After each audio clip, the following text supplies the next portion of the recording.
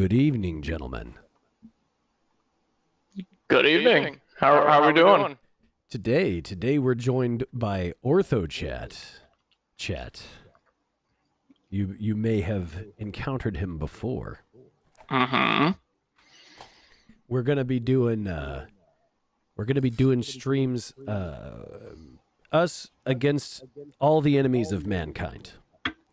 All of them, one at a time. Sometimes Including the radical left. Yeah. Including the radical left, yes. When I said that we would be slaying demons, they were included. So that's fun. Let's see here. Who we got tonight? Scotty? Evening, Scotty. Haunt, what's up? Koyo, good evening.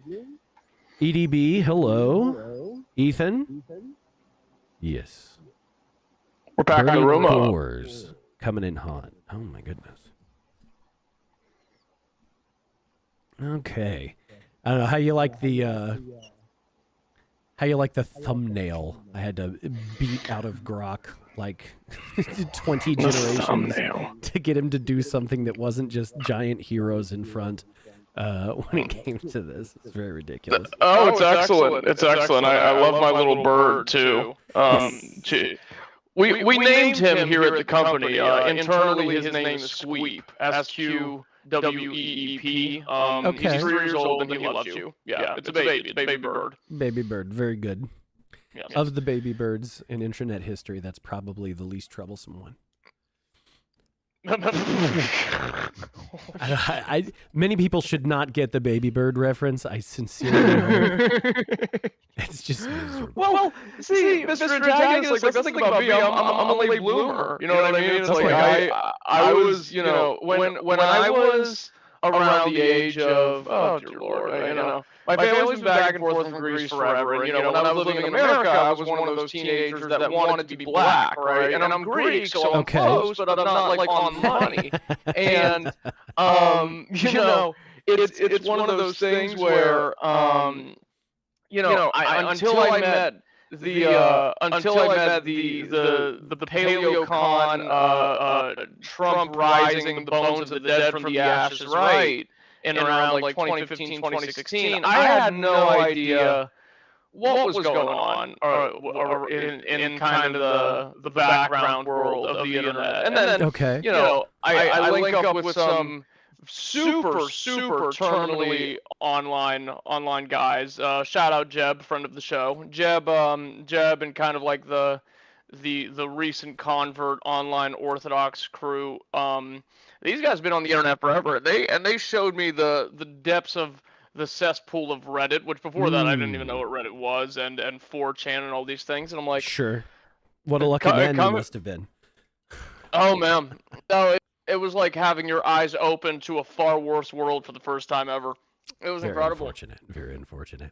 I'm glad you lasted so long then. You know, obviously that it would have been better to stay that way probably. But hey, here you are. And I'm realizing now that I did not. So I'm a bad streamer, and I did not actually finish the tutorial that I made a point to tell you to finish in the unskippable tutorial. So I'm finishing that. I thought I did, and I was wrong. And so I'm doing that right now while running stream. Hooray! That's all right. But I think it's all working. Yeah. Except that I don't have any sound from it, which is good right now, but it won't be in a minute. That needs to go. Oh no, that's fine. That's fine. Okay. As long as I know what's happening. I'm being told by my chat that I have to say 3 George Floyds as punishment, and I won't be doing that. There will be no radically left penitence. That shan't be occurring. Oh, good Lord. What was I gonna say? You know, my relationship with video games is an interesting one, because I'm one of those guys. I love nostalgia. I love it. Sure. I would suck it through a straw, just the thick soup of nostalgia. And Um, you know, it's odd because it's like a guy who, no matter how much money he makes, he'll be in Turks and Caicos, and he'll be in Yeah. Ibiza, and he'll be hanging out with Zarushka, who just got smuggled in from Ukraine, or Oh, Monica, whose dad's an Italian trust fund manager, and he could be. But I'll always go back to um, La Mangalia yeah. back around the corner in Chicago, and what I mean is that to this day. I don't care what comes out. I will play KOTOR twice a year, every single year. I'm a Portal 2 addict. One of my favorite Oh, games in okay. Portal Portal 2. 2, Portal 2 is legit. Like Portal generally, I think probably Portal was a better example of a game than Portal 2, but Portal 2 was more fun to play. Like if you were Oh going to yeah. say, like, you know how Tetris is kind of like the perfect video game, you know? Yeah, yeah.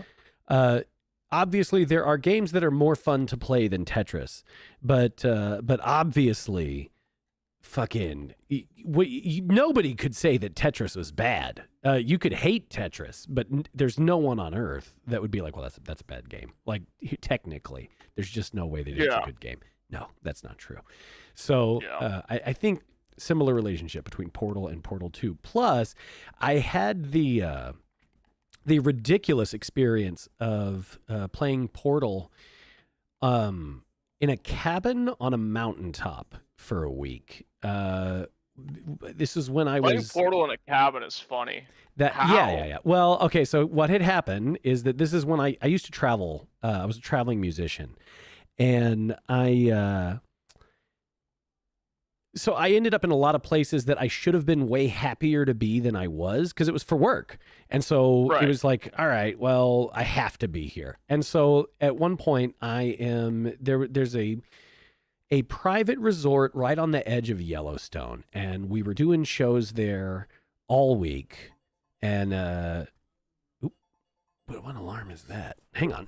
Oh, I know what I've done. So Shut up. there was an alarm. There is. It's okay. There is no more an alarm. But I was stuck there for a week, and in case anybody hasn't noticed, I'm terribly addicted to the internet. I've been a internet creature. No, never. And I couldn't forever. imagine being similar, right? Yeah. So with that going on, I was like, oh my god, I'm going to be out on this mountaintop. Essentially, it's a private hunting resort, and we were supposed to, like, at the lodge house, we were playing music every night. So Oh, that sounds like a blast. I should have been so excited. This is the kind of thing that, like, people are gonna pay, this is their big vacation. And, you got like old guys drinking beer and shit. There's guns everywhere. It's awesome. Yeah, exactly. And I hated it at the time, right? I was yeah. I was on a terrible hater arc, and just yeah, it wasn't good. I have no excuse.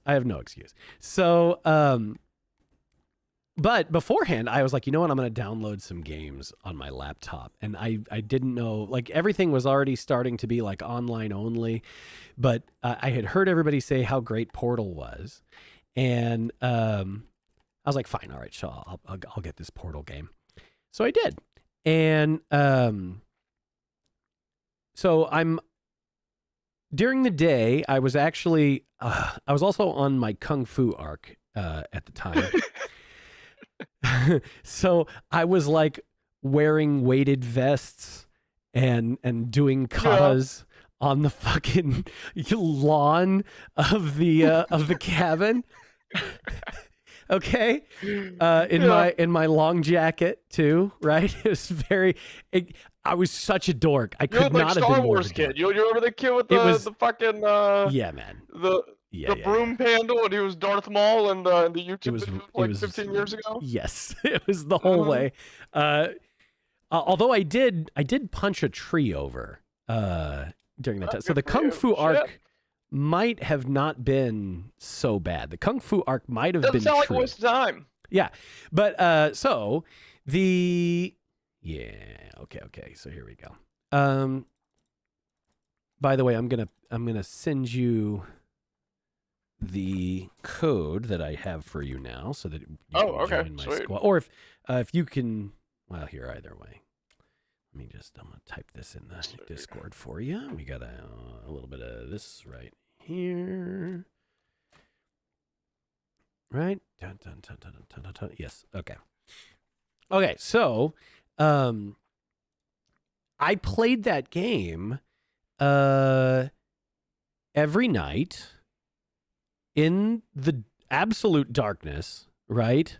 And totally isolated. And so I got a better experience of Portal 1 than I think like anybody else anywhere may have, just because I was actually isolated when I did it. And so for me, it was way creepier than I think it would be for like anybody else. Oh, that's so damn funny. Yeah. So Portal was just fucking it's just terrifying. Okay. Yeah. Did you get the code you got in? It is loading resources. I am on my way to you for the Emperor. Okay, very nice, very nice. All right. We're back. We're so Yeah. back. So the gag, is that you, Y-Cats? That is me. Okay, That is indeed me. It's my old DJ name. Nice. All right. So we can either blast through the story or we can just do the individual missions. I thought we'd blast through the story if you haven't been. I know you just got like into the game. Have you been going through the story mode on it? Oh, dude, no. Like when it first came out, I blew through the whole thing on like hardest difficulty. Oh, okay. Like the only reason I'm restarting this is because I played all of it on PlayStation, and that I left that over in Europe. So I'm just like, Okay. I'm kind of just starting from scratch on here, which is like no big deal, bud. Yeah. So multiplayer, you want to do? We could do story, whatever you want, man. Yeah. Well, here, let's just let me slam a practice because I haven't been doing. I haven't done any of this. And like I also, when it first came out, I played through it, and shit. It really was. It's so good. It's so good. All right, here. Now I should be able to turn this on without. Oh, now we have ambiance, fellas. It's so good. That's great. All right, hang on. This is what going to an Orthodox monastery feels like. Well, okay, so that's what I was hoping for. Here's the deal. I am an expert in Warhammer lore, and you are an expert in actual lore. So I figured we would have a wonderful crossover for all this. I think that and the funny thing is like, I don't know, with like when I first saw Warhammer, it's like all the fiction I've seen, it's like fun, and there's like kind of terrifying elements to it. Christianity is like cosmic horror in a lot of ways. It's like it's the scariest thing that I could probably think of outside of fiction, at least on like a lore and again, well, I think it's probably much scarier than fiction. Contemplating the actual infinite vastness of reality and the borders of it, that should terrify anybody, Yeah. It's funny because one of the reasons I wanted to be an Orthodox priest was because I wasn't into Warhammer growing up, but what I was into was like old chronological Star Wars stuff, like ancient Sith Lord ghosts, shit like that. Yeah. And I dug it. I was like, I love this stuff, and I was like, oh my goodness, what's the closest thing to being like a Jedi? And I was like, I'll just go be an Orthodox priest. Oh, okay. And it kind of just took me from there from 9 years old. All right. Well, you know what? Good. That you had a much shorter path to the ultimate Jedi situation than I did. There's a meme that I saw. It didn't stick around for long, but it was that some guys find God when they go to church, and then some guys find God like this, and the like this was the conspiracy theory board on the wall, and boy, oh boy, coming around the long way is miserable. It's not good. You spend an awful lot of time going like, oh my God, we're so screwed. Because there's not there isn't actually a savior archetype. There is no opportunity of being saved in like any other mode of faith, as it turns out. Like there's a lot of things that like, here's what you can do yourself, but in the Bhagavad Gita, at the end of time, those teeth grind the prince too, and it's like, all right, well, what do I? So it even eats Buddha, huh? And it's like, yep, it sure does. Yeah. Who in the oldest forms of Christianity, and even now we still believe that he's in heaven, the Buddha. Nice. Which is kind of funny. Same thing with people like Confucius, all the Greek philosophers, all these guys we consider to be in paradise with Christ. And the reason we do is because so after Christ gave up his spirit on the cross, he went in. Everybody asks, well, why did he go into Hades? Because every single depiction of the resurrection that we have, it's him standing victoriously over the grave, but it's also him pulling Adam and Eve out of their tombs by the wrist. Mm-hmm. So the idea there is that prior to Christ's crucifixion, his cousin John the Baptist, who I'm also named after, was beheaded by Herod's daughter, and when he died, prior to the crucifixion, everyone went to hell, basically. Not, Okay. there's kind of some granularity to that. It's not the same. Hades that we experience now is not the same as the one prior to the crucifixion, is not the same as the one after the return of the Lord, so on and so forth. But the general idea is that the general idea there is they all were outside of the bosom of Abraham. And Okay. when John descended into Hades, he was preaching to everybody that was already there, which was everybody except for Enoch and Elijah, because they actually never died, and they still haven't died as far as we're concerned. Okay. And he was doing pretty much the same thing. He was pretty much doing the same thing there that he was doing when he was alive, which was preaching to people about the coming of the Lord, which, his job here was done because the Lord arrived, and every disciple of John ended up following Christ. And then when he got down there, there's an old story about Saint Athanasius the Great, who's one of the more famous church fathers from the 4th century, where in this time, you need to understand that there was a lot of cults around the Greek philosophers, even in their own time. Like Pythagoras had a cult, but they like worship triangles. And no, that makes sense. I mean, if you're the slightest bit charismatic and intelligent, like if you're a dude with ideas who can speak at all, you do tend to get a following. Yes, that's no true. surprise. And the thing is, though, they very intentionally structured like these idea paradigms around the classification of religion, like Plato, Aristotle. They all had kind of sub-paganisms, if you will, like surrounding their ideas. And those eventually manifested into figures who I think are super interesting, like Julian the Apostate, who if you want to figure out who is shit talked more than Judas in the Christian church, it's Julian the Apostate. Okay. And the reason being is because, like, Plato and his ideas around like the shapes and the elements were kind of foundational to the new magical practices that were eventually organized into a single institution by Julian, which eventually led to stuff like Aleister Crowley. It led to a lot of like the neo maga that happens now. And but the thing was that Athanasius, he was going around telling people, well, we should completely reject the ideas of Plato. His concepts are are fallen and pagan in light of the Orthodox Church. He was some kind of madman, and to an extent, there's truth to it, but there's a longer spiel I'm sure I'll give later about like the place of philosophy within Christianity. But eventually there was one night when Plato came to Saint Athanasius in a dream, and told him that when Christ descended into hell, I was the first one to convert.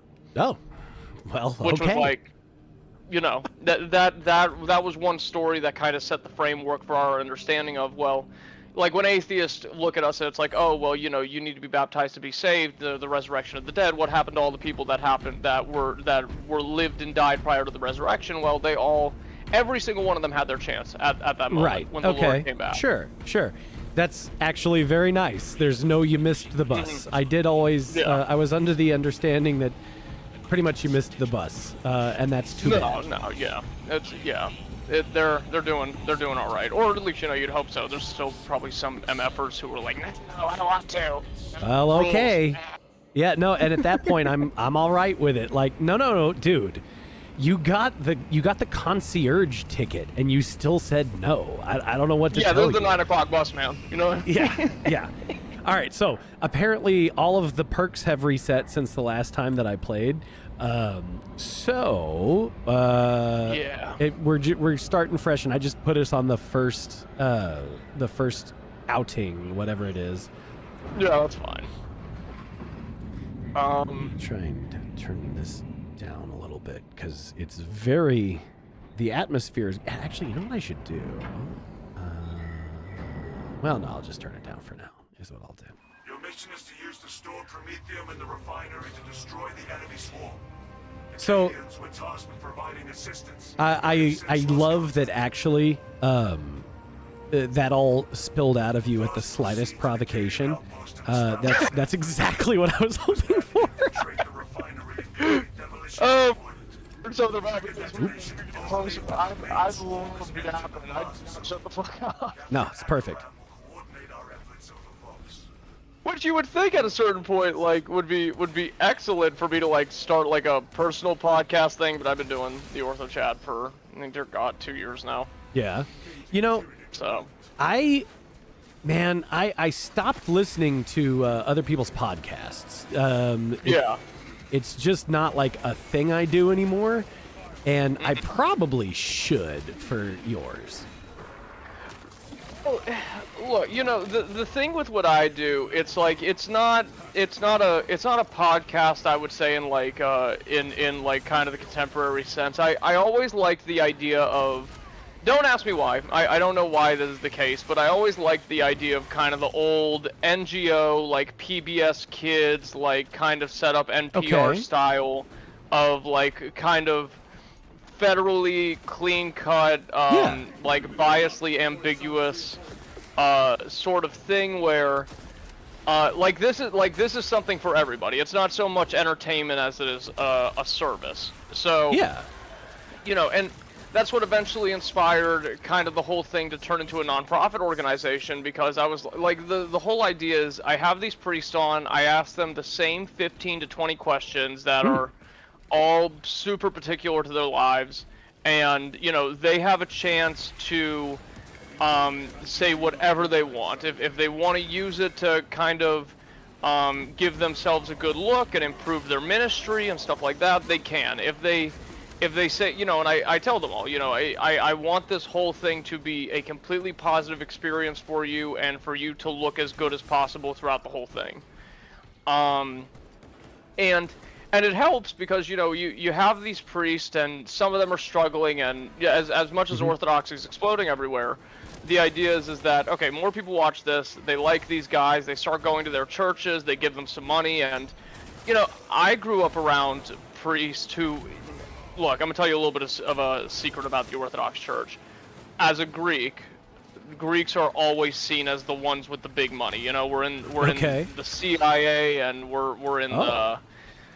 a lot of John Kiriakou, if you know him, very close family friend actually. My dad went to middle and high school with him.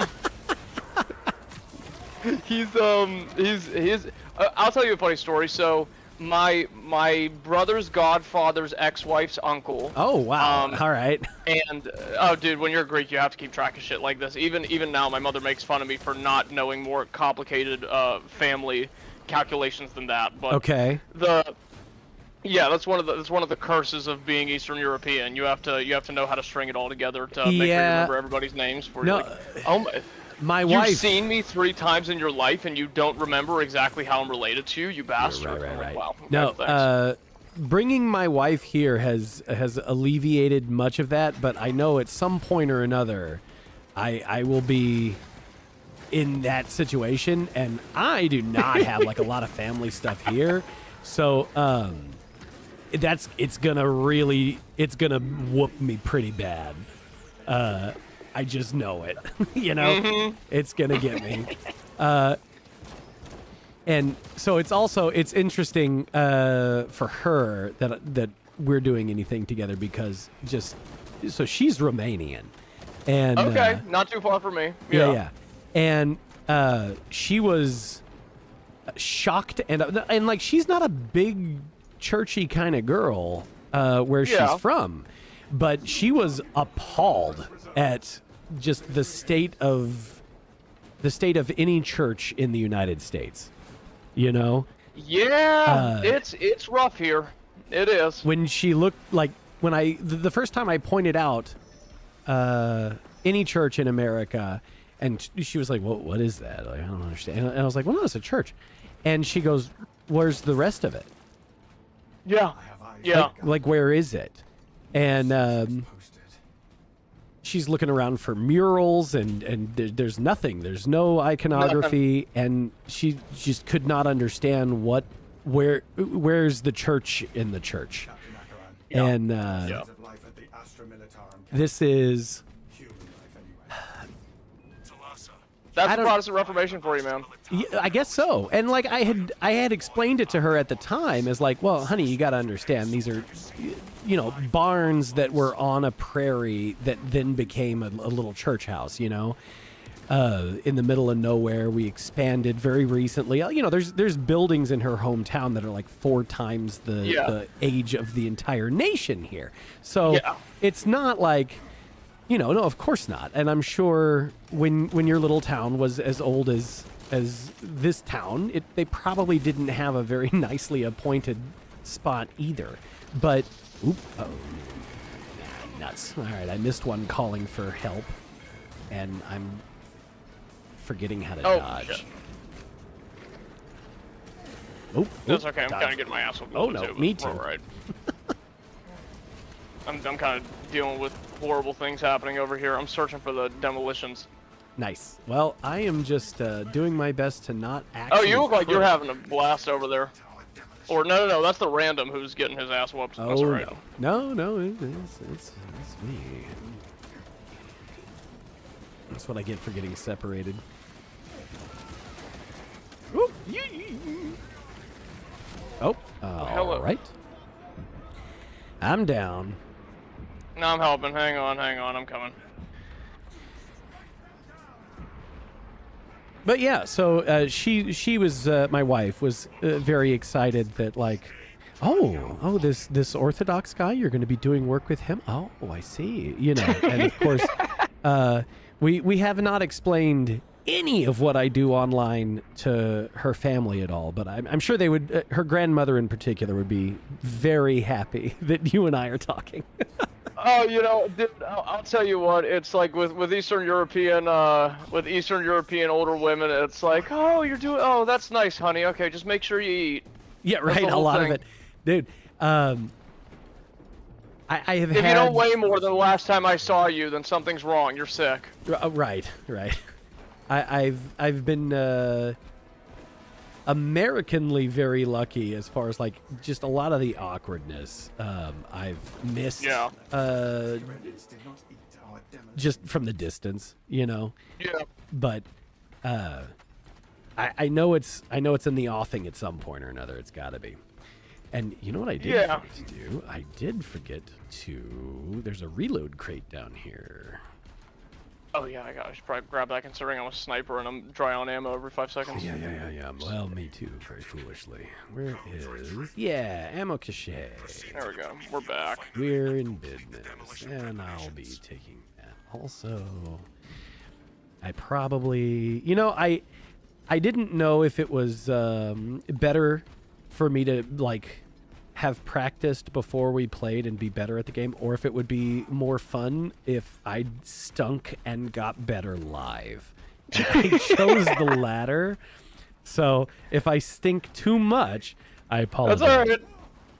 That's alright. I will do my best to pick some headshots, but Thank you. but yeah, you know, it's one of those things where, you know, and you know, personally as a Greek where we haven't had a lot, you know, my people at least have had a pretty dark history of just dealing with war and kind of like political like takeovers. Like one of the most recent governments of Greece less than 200 years ago was what's it called, was a military junta, and then we got out of the empire, and then now we have this thing dealing with, now we're kind of like a crypto democracy that's basically like a cover-up for the British Masons and stuff like that. I mean, like, we're very cognizant about exactly what we are, but we just try to stay as Roman as we can. That's like, there's not really a ton we can do about it with the current EU structure, which might as well be Satan. That's what the EU is. Satan. Yeah. Oh, oh Lord, yep. I just saw that pop up on the screen. Where's he at? The little green bugs are not happy with me either. Nobody's. Oh, there he is. Nobody's really my fan right now. Yeah. Oh, I am real tore up.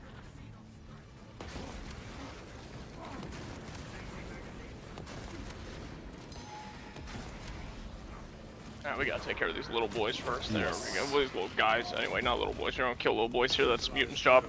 There we go. That poor bastard.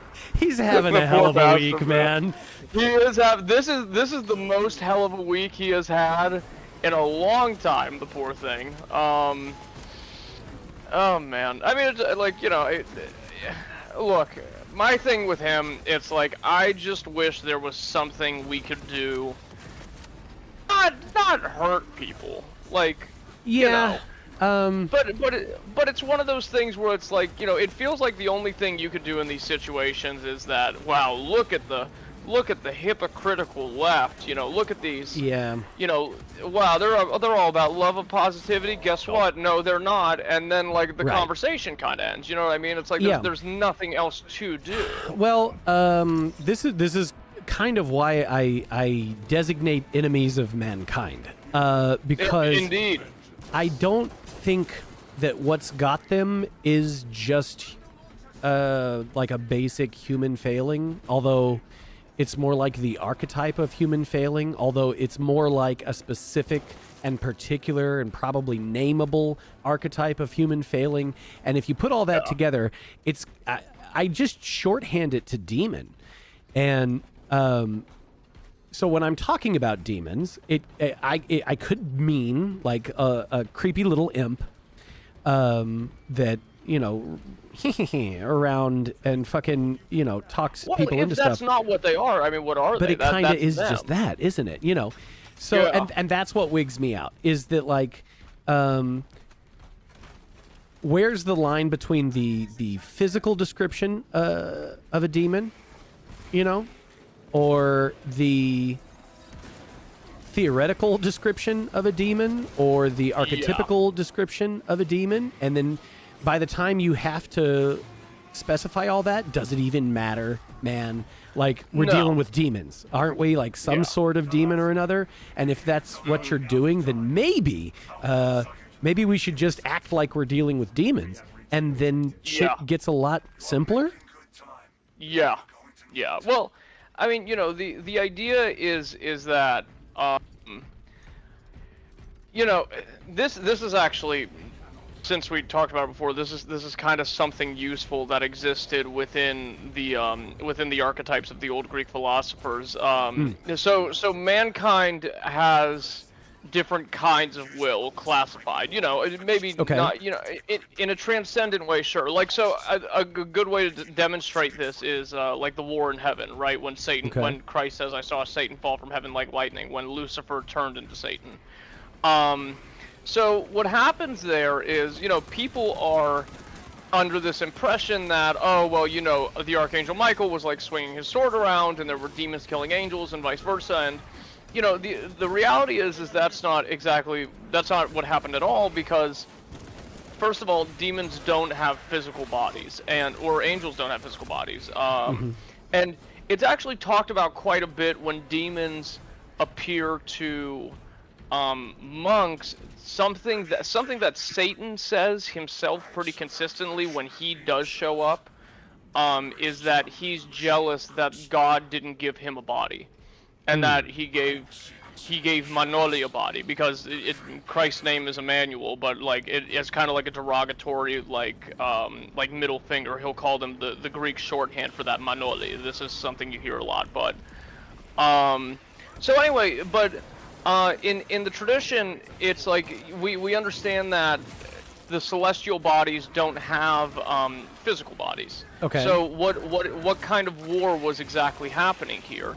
What we do know is that the angelic powers and their kind of dark counterparts have something that we describe as gnomic will, they have a lack of gnomic will. Gnomic will is something that humanity has, which gives us our decision making. That this is kind of the operative tool of free will.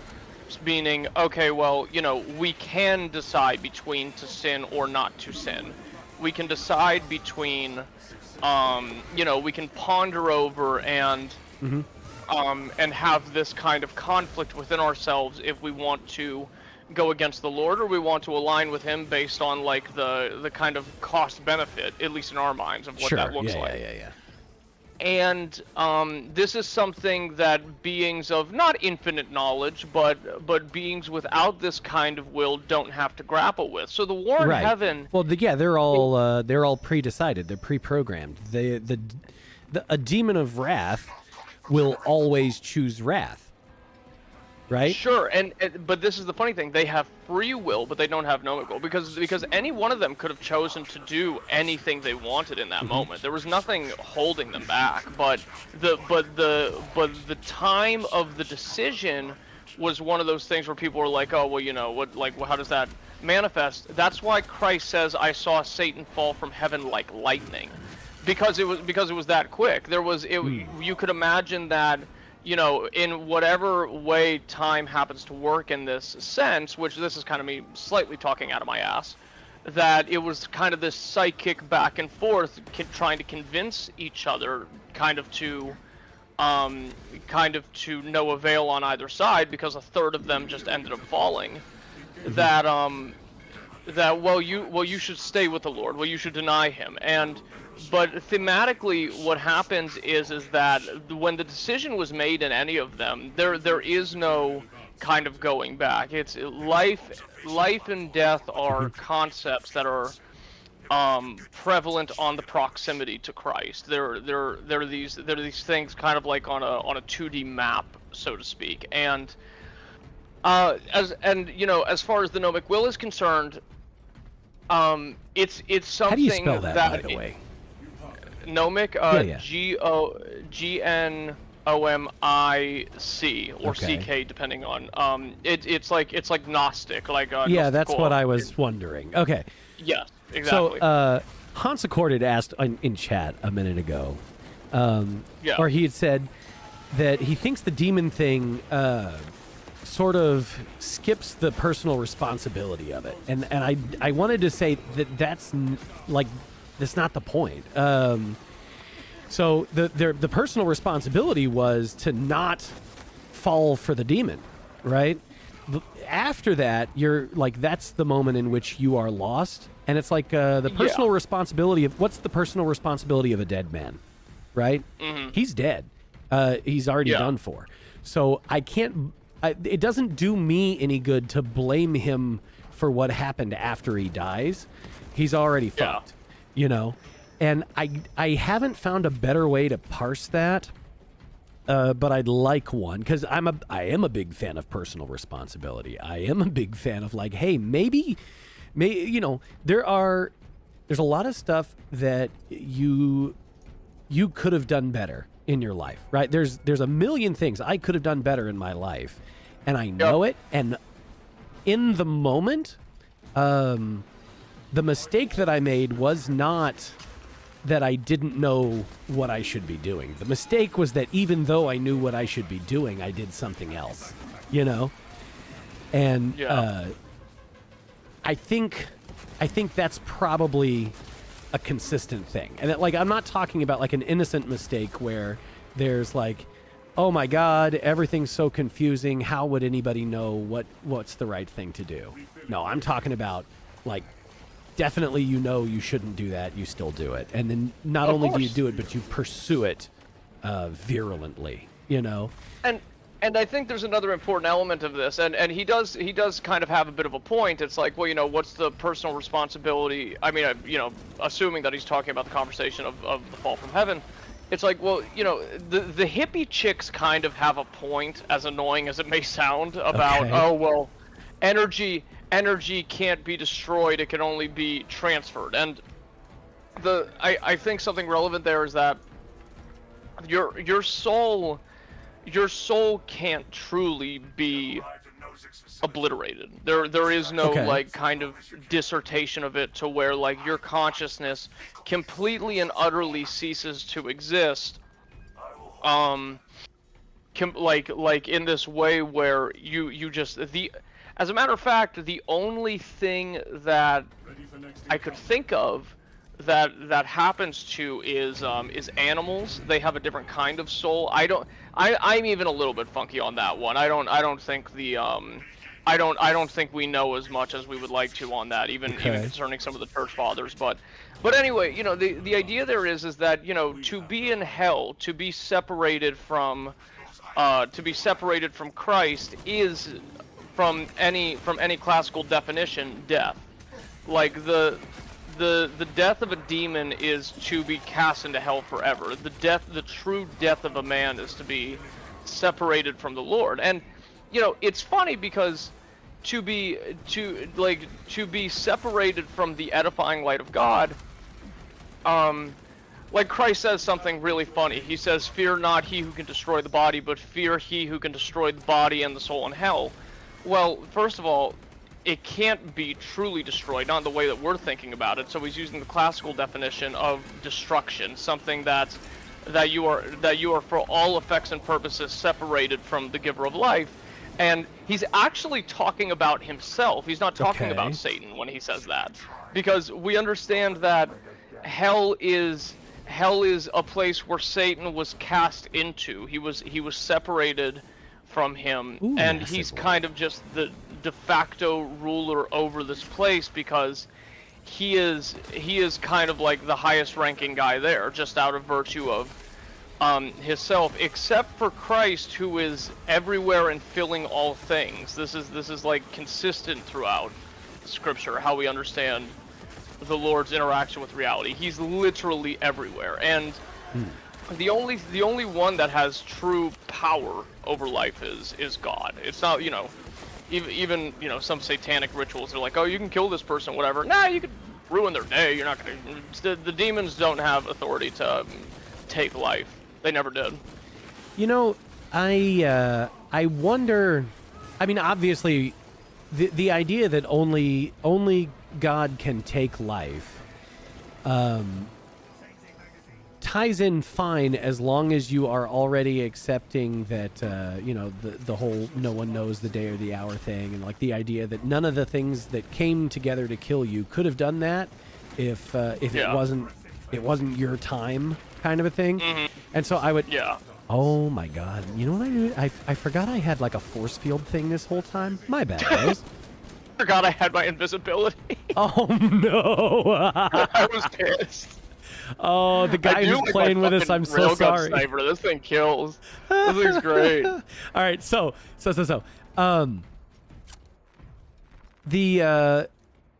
It is obvious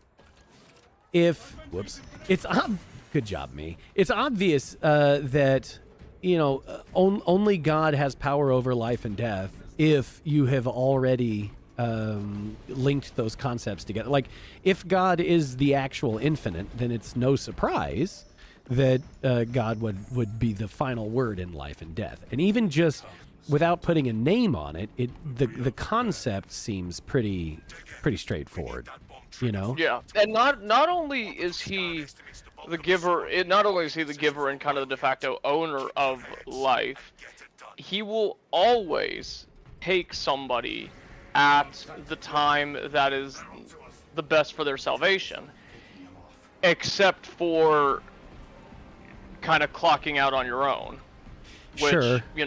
Yeah, that's like, that's a no-no Yeah. for good reasons. Like, if the trial, if this is the trial and you try to tap out of the trial early, that's an automatic fail. I think that's not you can't. It's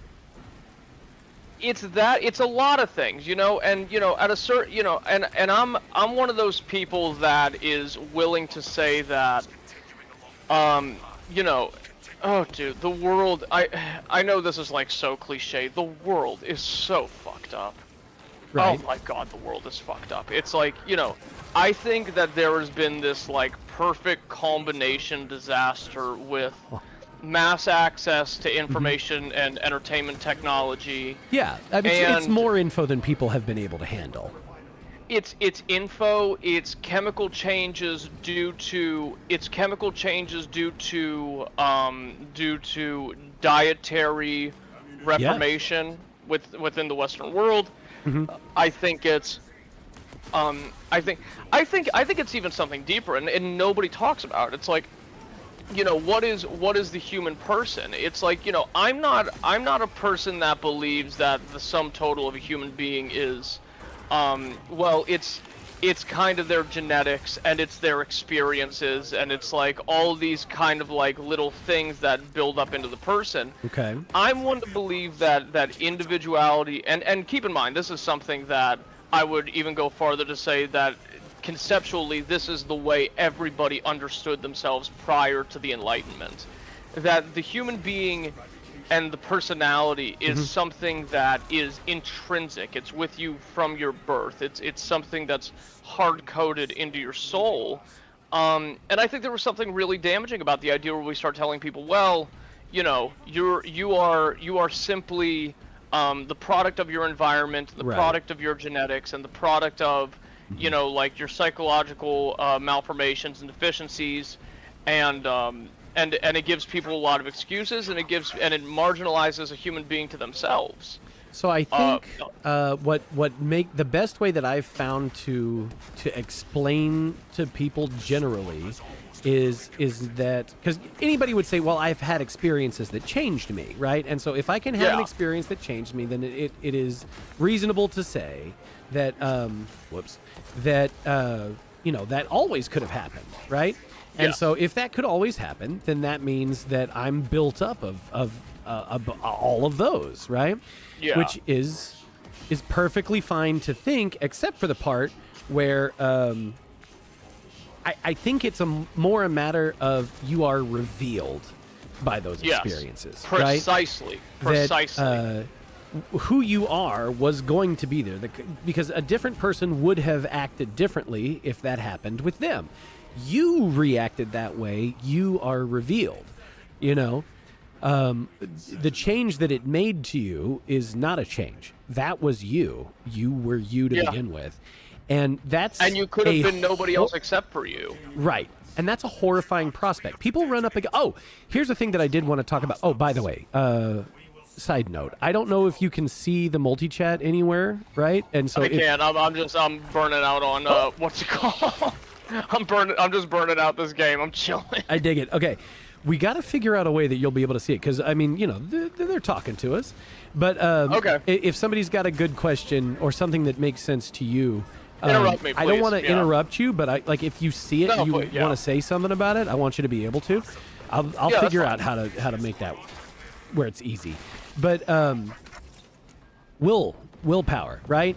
How do you have if you, the person, were always going to be you, how is there such a thing as free will, right? Free will versus God's will.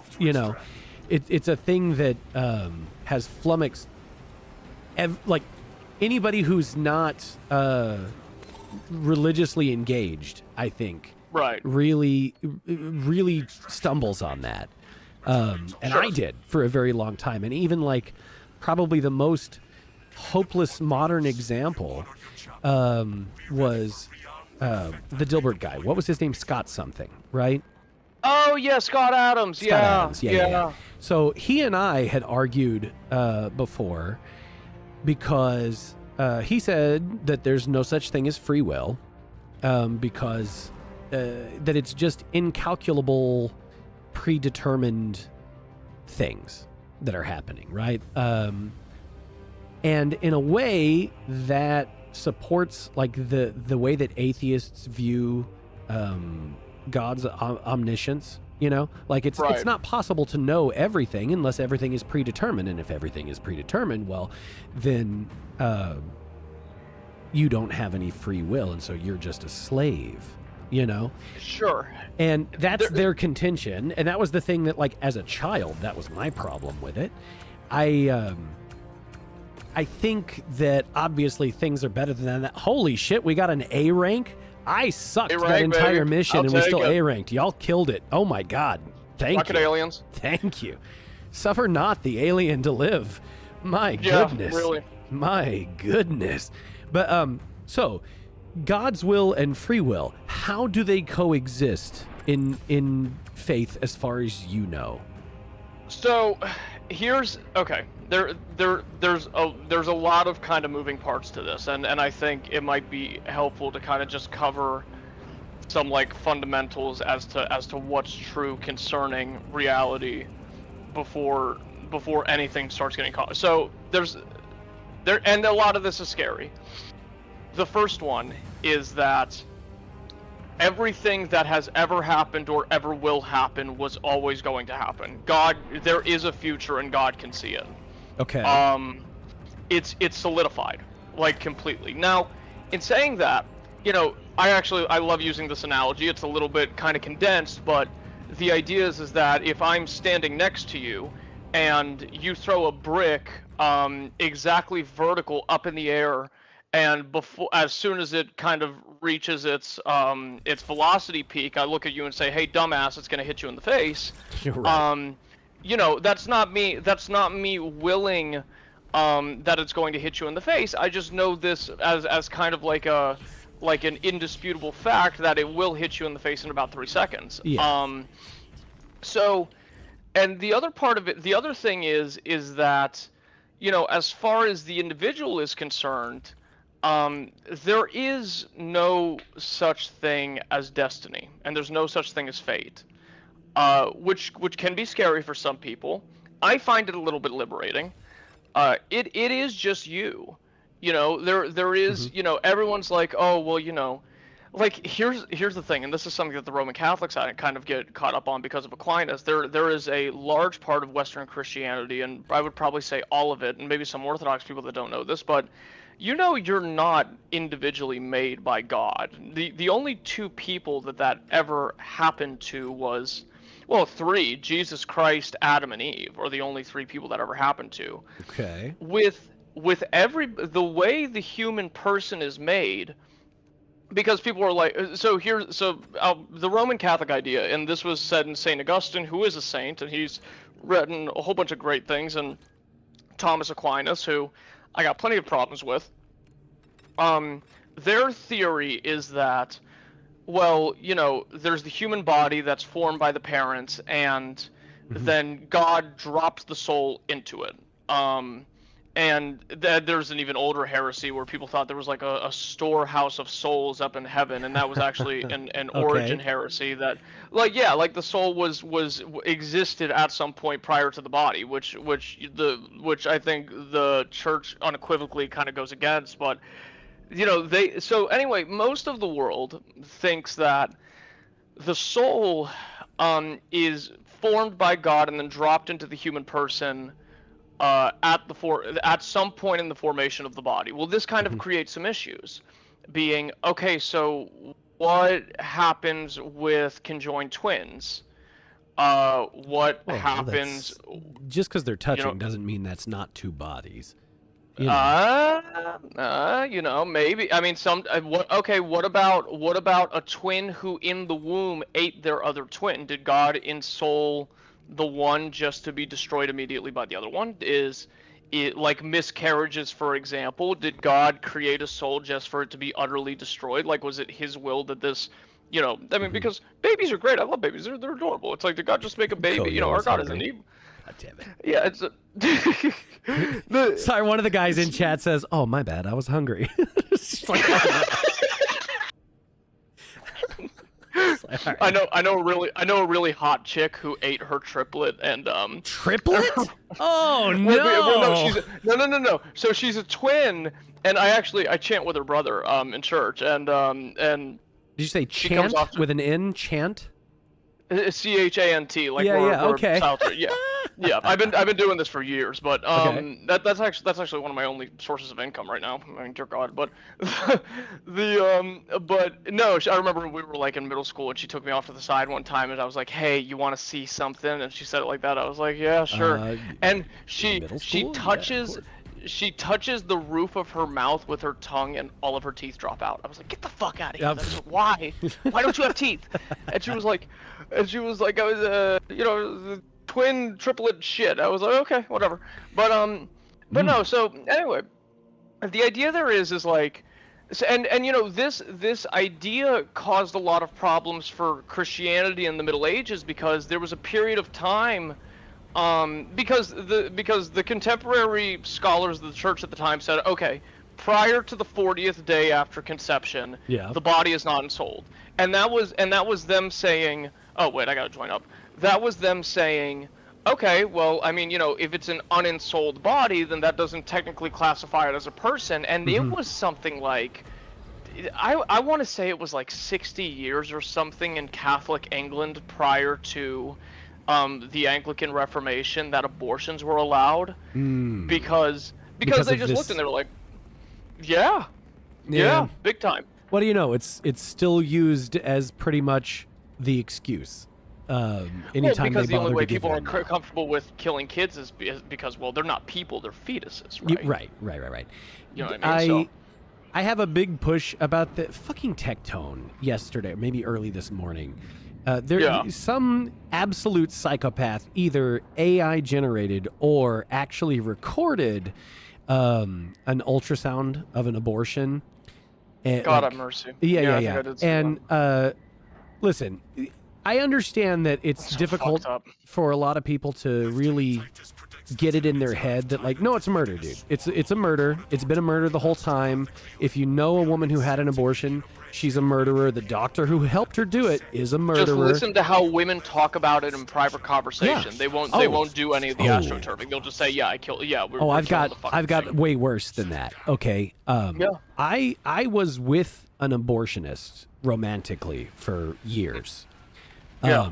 And Well, like somebody that performed them, or somebody Yes. that just kind of supported the practice. No. Oh shit. No, Okay. no. Like there is a state in the United States that you could not get an abortion in without her touching you. Wow. Yeah. And when she talked about it, I need everybody to understand this. She referred to it as her kill count. Okay? She was Yeah. proud of the fact that she was the most prolific serial killer in the United States in her 20s. Okay? She loved it. It was very important to her that this was true. Now, I was a really fucked up guy at the time, and I was like, well, you know what? At least here's somebody who could never cast judgment on me. Nope, that's not reliable. So the only possible upside of being around this person still didn't work, just in case it Oh, ever dude. comes up for anybody. But so don't ever think that it's not. Don't ever think they don't know what they're doing, and don't ever think that they are not taking joy in it. They are. Yeah, no shit. Yeah, And they're it's getting a not trip out just of it. gallows humor. I understand the concept of gallows humor, that, like, you know, you're doing awful things for some greater purpose that you've convinced yourself of, and then you have to lighten it somehow. Okay, Yeah. that's not what this was. This was a predatory act, and she knew it, and she loved that predatoriness, right? So when and I understand this is my personal experience with it, and blah blah blah blah blah. But any of her pals, yeah, they were the same. All right, Of course. wild. I've never met an exception to that rule. Yeah. And the women that they have bamboozled out there, who one of the things that makes me the saddest is when there are, especially young women, who get convinced that it's not what it is, and there's no takebacks for this, you know, and so what do you do as a woman who later realizes, no, that was your baby and you killed it, you know? What a fucking... Oh, and boy, does the ground cry for blood, and it's annoying when it happens. Yeah, man. And I feel bad for the women who genuinely didn't fucking get it. The ones that, like, no, they were told and convinced that this is not a person, you know? Yeah, I feel bad for chicks. I really do feel bad for chicks. I do now. too. Like you could do the whole. You know who's somebody that I'm not a huge fan of, and it's like I was just thinking about it earlier. Like I'm not a huge dude bro manosphere kind. Like I mean, aside from the fact that a lot of these guys are probably like just actively fucking gay in their free time and hiding it. Right. Let's call a spade a spade. Oh, but we were like, talking about Jack Murphy the other day. And Jack Murphy, who's that one? The dude with the beard who was getting pegged like the second he was off screen. What did you say? I said that narrows it down. Well, no. He had this gigantic two-tone beard, you know, because he was gray down the middle of the beard. Oh God. Yeah. Gray down the middle, and he was just this super dude bro manosphere guy, and then everybody found out like he had some porn thing that he did with his wife where just he was getting it. It was, yeah, man, miserable, utterly miserable. And yeah, I understand, like, okay, and I've talked about this with Flesh before, just that people who are exceptional also tend to skirt really bad things socially that you shouldn't do. And it comes from, as far as I can tell, it comes from that, you know, you see everybody else has to do things a certain way. And then you realize that, you know, you can do it a different way and it's a better way. And you do about so many things in your life so often. And then so you get the idea that that's just the way it works for you. And it becomes your first... you know, your first instinct is to be like, yeah, I know everybody said you should never ever do that, but they also told me you should never ever do this kind of math in your head, and I do that all the time, so what the fuck, you know? And I think there might be something archetypal about it. It's a very Dionysian kind of outside the lines sort of thing that's existed within human nature for a while, in a small percentage of people where they can look at, I don't know, I don't want to call them more, you know, ensouled or you know, having having a greater degree of free will, because I mean, like, some of these people end up being fucking awful. Like, I mean, you know, that type of person can go from anything to some horrific communist dictator to one of the leaders of like an actual useful nonprofit, of which there are just so few nowadays. But you know, I mean, I don't, like, I guess my point is like, you know, with these guys, like the Whatever podcast, right, with that, or Myron, or Andrew Wilson, Andrew Tate, Andrew Wilson, who I've spoken to before, and I don't, you know, he's not the worst person I've ever met, but, you know, I do take particular issue with the way a lot of these guys kind of interact with women, because, you know, to understand modern women is to understand, like, you know, these aren't people that sit around like men do often, and they have, like, these mental practices of agency and philosophization. I'm sure some do, but the problem is that, you know, when you put somebody in this environment where, you know, Boy, I don't know what it is. I think it's a million things. I think it's Mm-hmm. the parents not paying enough attention to them. Well, I and think even if they it's, did pay attention, they don't know what to do. So, yeah. what? Well, here, hey, Sock XD. Good evening. Yes, I do play with viewers. Not while I've got a collab going. So, here's what's going on with women. I think people, when feminism happened, I think part of the point of feminism was to make people forget what a woman is. Yeah. And I think that worked. I think they were very successful in making women forget what a woman is and making men forget what a woman is. Because And well, even more so than that, I'm but down. demeaning the archetype of women, as if it's like this thing that's like to be looked down upon as an archetype, which in reality it's always been seen as just as useful and necessary as what a man is. Of course. You can't have sons without a woman. That's not going to happen, you know? So what the reason that I don't agree with the manosphere guys, but my rhetoric when it comes to women, and you've probably seen it on Twitter, but I stick very strongly on that, like, hey man, whatever you think people are, women aren't that, you know? Yeah. Because, and it's not actually meant to make women lesser. It's just to try and illustrate in incontrovertible ways to a modern man that you've got the wrong expectations. And because, and not like in a structured way where, you know, a man would have things that he would expect from his bro that he's not going to necessarily like know what he's expecting, you know, but he sure knows if his bro fucked him over, right? Yeah.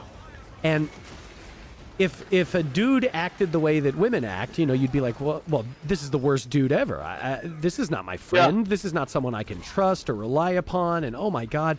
And so you'd be like, fuck women. They're so fucking untrustworthy. Da da da. And you'd sound like Andrew Tate.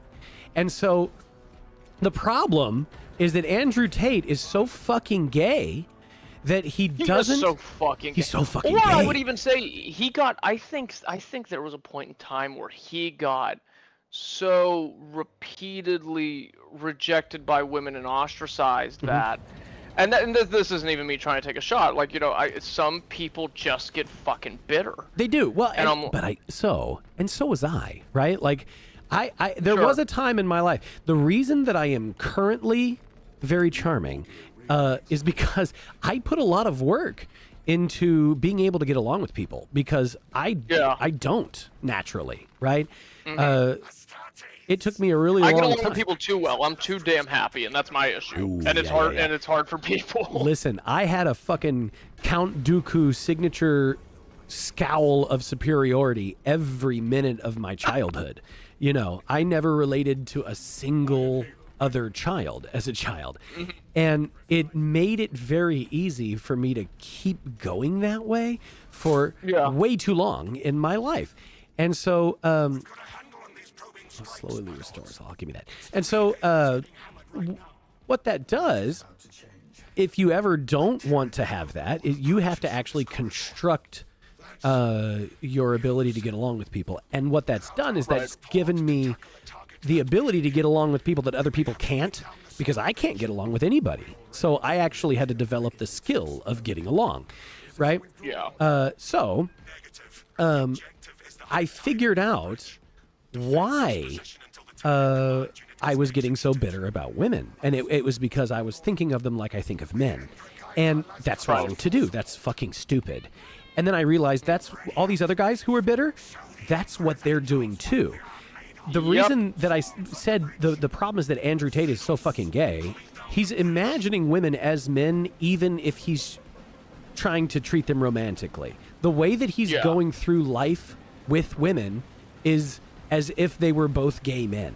And so, of course he's bitter, and of course he's disappointed, and of course he's angry, and then of course he's like, oh, well, here is the right way to manipulate these women to get what you want from them, because what the fuck else would you do? You know?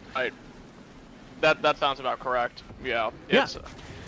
you know, like my thing is like, you know, when I look at the manosphere bullshit, I'm like, you know, I look at a lot of these girls who, for whatever reason, go on these podcasts. I think women as primarily subjective creatures like attention, and that's not even a shot, because, you know, who doesn't like attention? It's a powerful thing about humanity that we like having attention from other people. Absolutely. I'm streaming right now. I don't hate attention, brother. That's not, you know?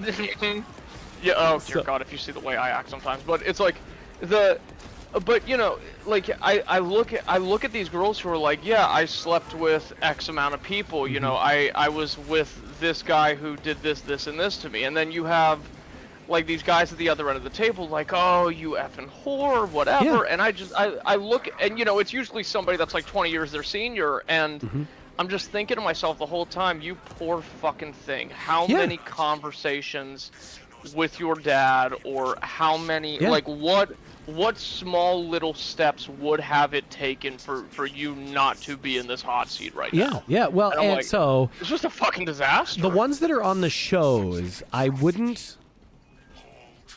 I would withhold. Nah, not withhold. I would not put any additional effort into feeling sorry for the ones that are on the shows, because they are there to promote their OnlyFans. You know, that's why they're there. They are there because they are whores now, and not like in a figurative sense. They are there to sell their bodies and their sexuality, and this is an ad for them. You know, and they are now trying to take advantage of men, and the cycle of bad behavior. Earlier you had said like, oh, you know, if only, you know, your parents had paid a little more attention. The problem is that I think their parents, right? Like, and then their parents' paying attention is not going to be helpful when what they know is wrong. You know? Now, if you want to hear something interesting, so you remember how I was telling you about the formation of the human person, and like what the wrong way to think about it is? The right way to think about it is, and we understand this to be the right way to think about it because this comes out of St. Gregory the Theologian, who was the brother of St. Basil the Great. Or no, he was the cousin. He was related to him. I'm not sure how, but St. Gregory the Theologian talks about he literally has a book called On the Formation of the Soul. It's really good. I read it in Greek the first time I read it when I was younger. And I think if there's an English one, I'll send you a copy, but he says that when the human person is made, a piece of the father's soul and a piece of the mother's soul split off and form into the new soul of the human person, which I think is just freaking adorable. I love the idea of being that connected with your family, but but the implications of this are that all of your parents' proclivities, like spiritual strengths, whether it be, you know, habits, stuff like this, because genetics goes somewhere, but it only goes so far. You know, it's like, you know, a dominant recessive genes. It can impact hair and eye color. It can impact like structural mental illness, stuff like this. But as far as you know, what you are spiritually and psychologically vulnerable to, or spiritually and psychologically strengthened in, is completely dependent on what your parents have decided to turn themselves into over the course of their lives prior to having you. And you know, when there's this bishop in Greece, and people kind of give him a hard time for this. It's like he says, well, don't put it in your wife's shitter or your kids will come out swinging the wrong way on the bat. And everyone's looking at him like, what the hell is he talking about? And you know, when like converts come to me and they hear that, like, you believe this guy? I'm like, listen, I know this particular bishop has said some nutty things. That is 1,000% correct. That is so perfectly in line with such an old with such an old kind of Christian theology that like I'm happy actually somebody said it. And so in saying that, you know, a lot of people, you know, this is why this is a way to make sense of when you hear a lot of guys say, you know, people aren't irreplaceable cogs. There could have only been you. Right. The uniqueness that you have is like hyper built into you. Twitch chat's fixed. And this is one of the reasons why, you know, with the Virgin Mary, because we call the Virgin Mary sinless. We're like, you know, well, she never sinned a day in her life. The only sin that she ever had was being born through conventional methods. I'm not sure what I'm allowed to say on these streaming platforms. That's why Okay, I'm well, no. ambivalent. So, yeah, no, that's fine. Conventional methods is a great way to put it. Sure, yeah.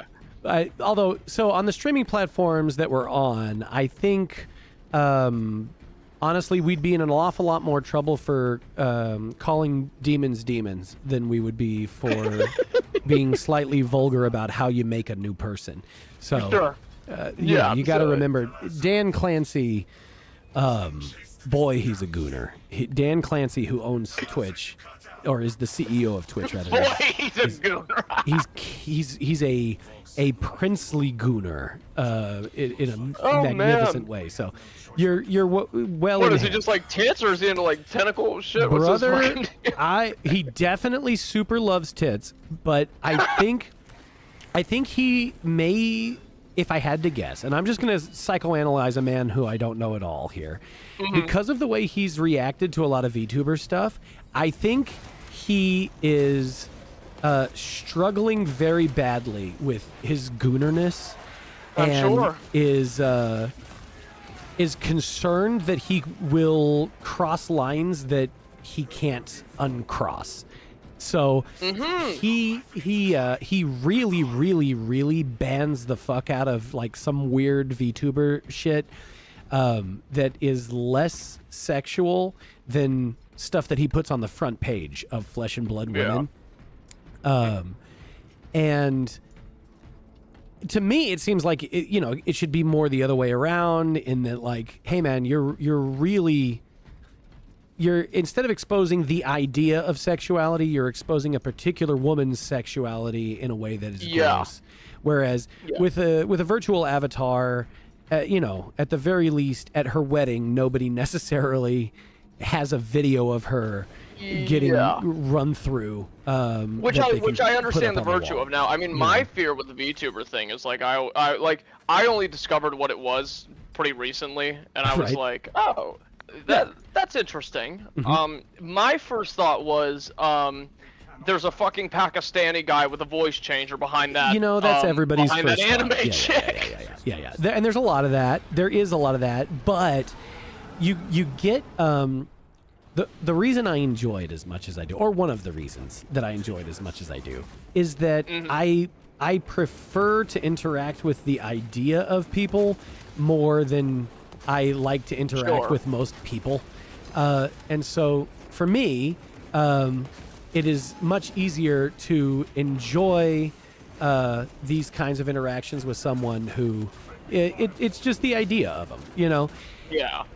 And then I don't have to worry about the nuts and bolts of their humanity and like the nuts and bolts of their humanity is really funny. Well, yeah, but you get what I'm saying. Like, everybody's a little bit gross, Yes. Everybody's a little bit gross, and instead you can just have, you know what? I just like the silly woman on the screen. It's okay. I can just enjoy the silly woman on the screen, and I don't have to be like, where is your husband?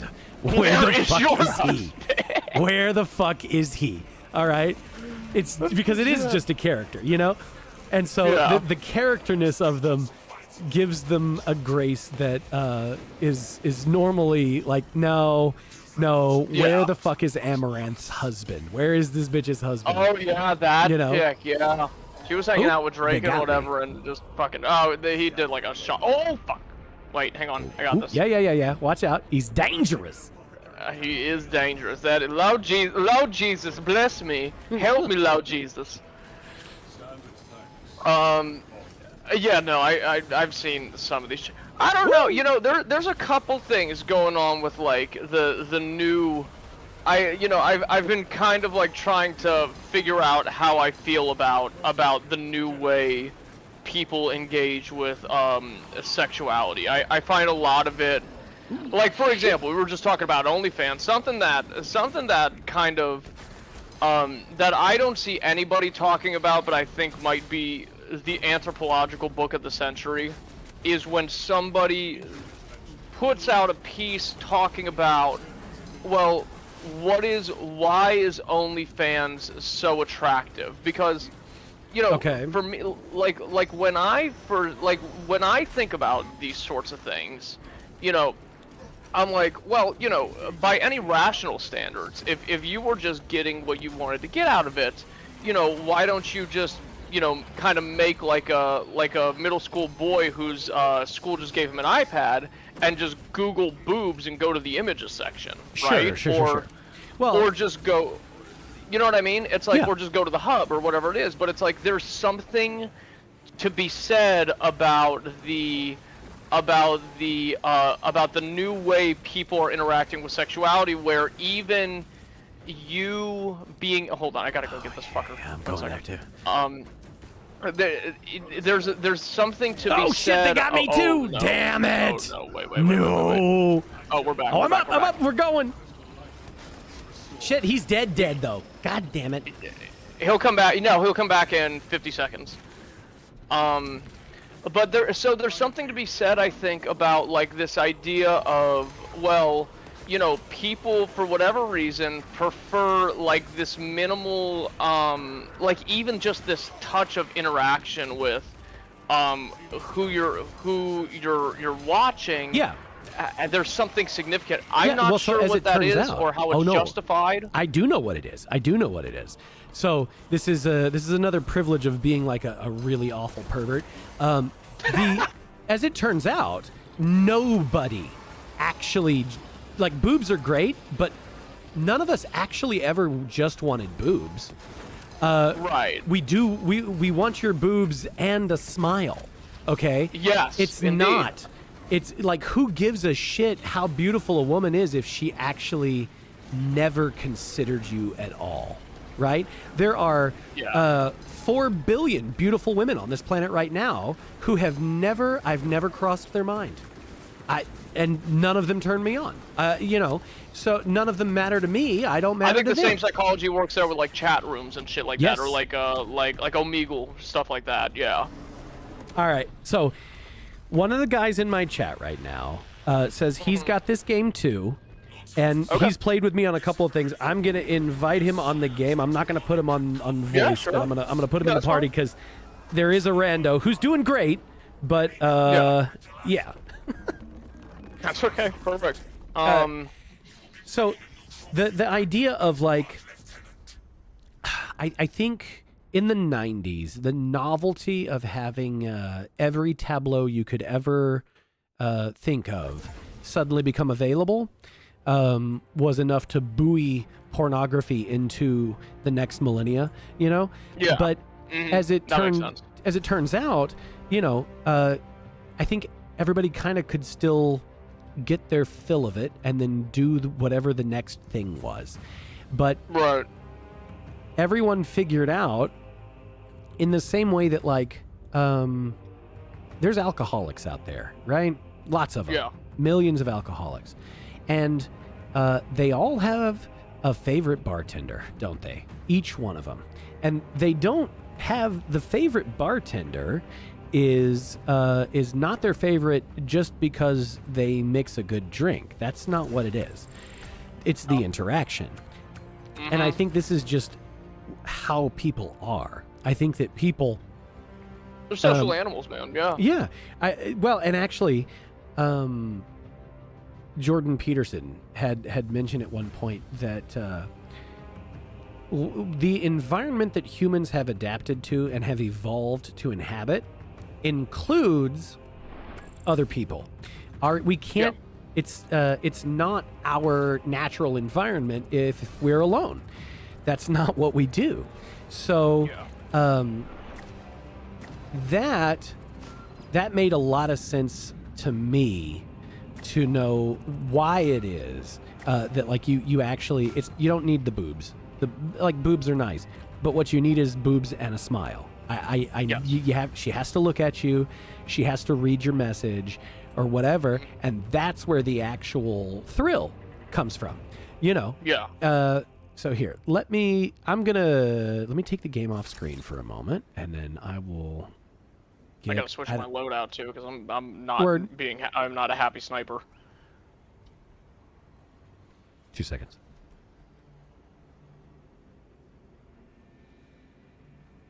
Okay. So let me do this. And then we'll do. What's the button? Sorry, Joey. Joey, you're gonna get thrown out, sir. We're gonna. Goodbye, Mr. Anderson. Oh, you got to vote to kick. Now it just says, now I just told him I voted to kick, and it didn't kick him. Oh, no. Oh, wait. Hold on. How do I vote? Get him the fuck out of here. How do I do this? Oh, no. Oh, no. Oh, no. Oh, no. Okay, vote to kick. There we go. We're back. Get it. All right, his ass is Joey. out of Sorry here. about that, killer. He was doing such a good job, too. He I'm actually was. like, what the He fuck doesn't is know wrong with why. these assholes? Here. Yeah. Oh, the poor thing. Oh, That's here. all right. All right, Han, I'm going to message you. Hang on a second. I've got Oh, no. I've got the thing. Oh, I'm going no. to send you the room code. Oh, it is. Oh, shit, that's funny. Dun, dun, dun, dun. That's so damn funny. What the fuck did I do? What did I do, man? Fuck. Oh, no. No. Oh, shit. Oh, There we go. man. It's a little more of a powerful Okay. weapon. There we go. Yeah. And then, all right, so he's got the code. And then I also need to level up here. I'm switching to the new. This class didn't exist when I was. Oh. Yeah, the Tech Marine. I really like this. Just it's got like a little auto gun and. Oh, I haven't played that at all. I just did the heavy. That was my go-to when it first came out. Yeah. Yeah, I enjoy the big kaboom. The multi-melta big kaboom. I like it. Okay. I just like shooting shit. Range Yeah. and firepower, rate of fire, firepower, mag capacity. I think the one that I always went for, was it range? Or was it rate of fire? It's got to be rate of fire, because I do like the quick trigger.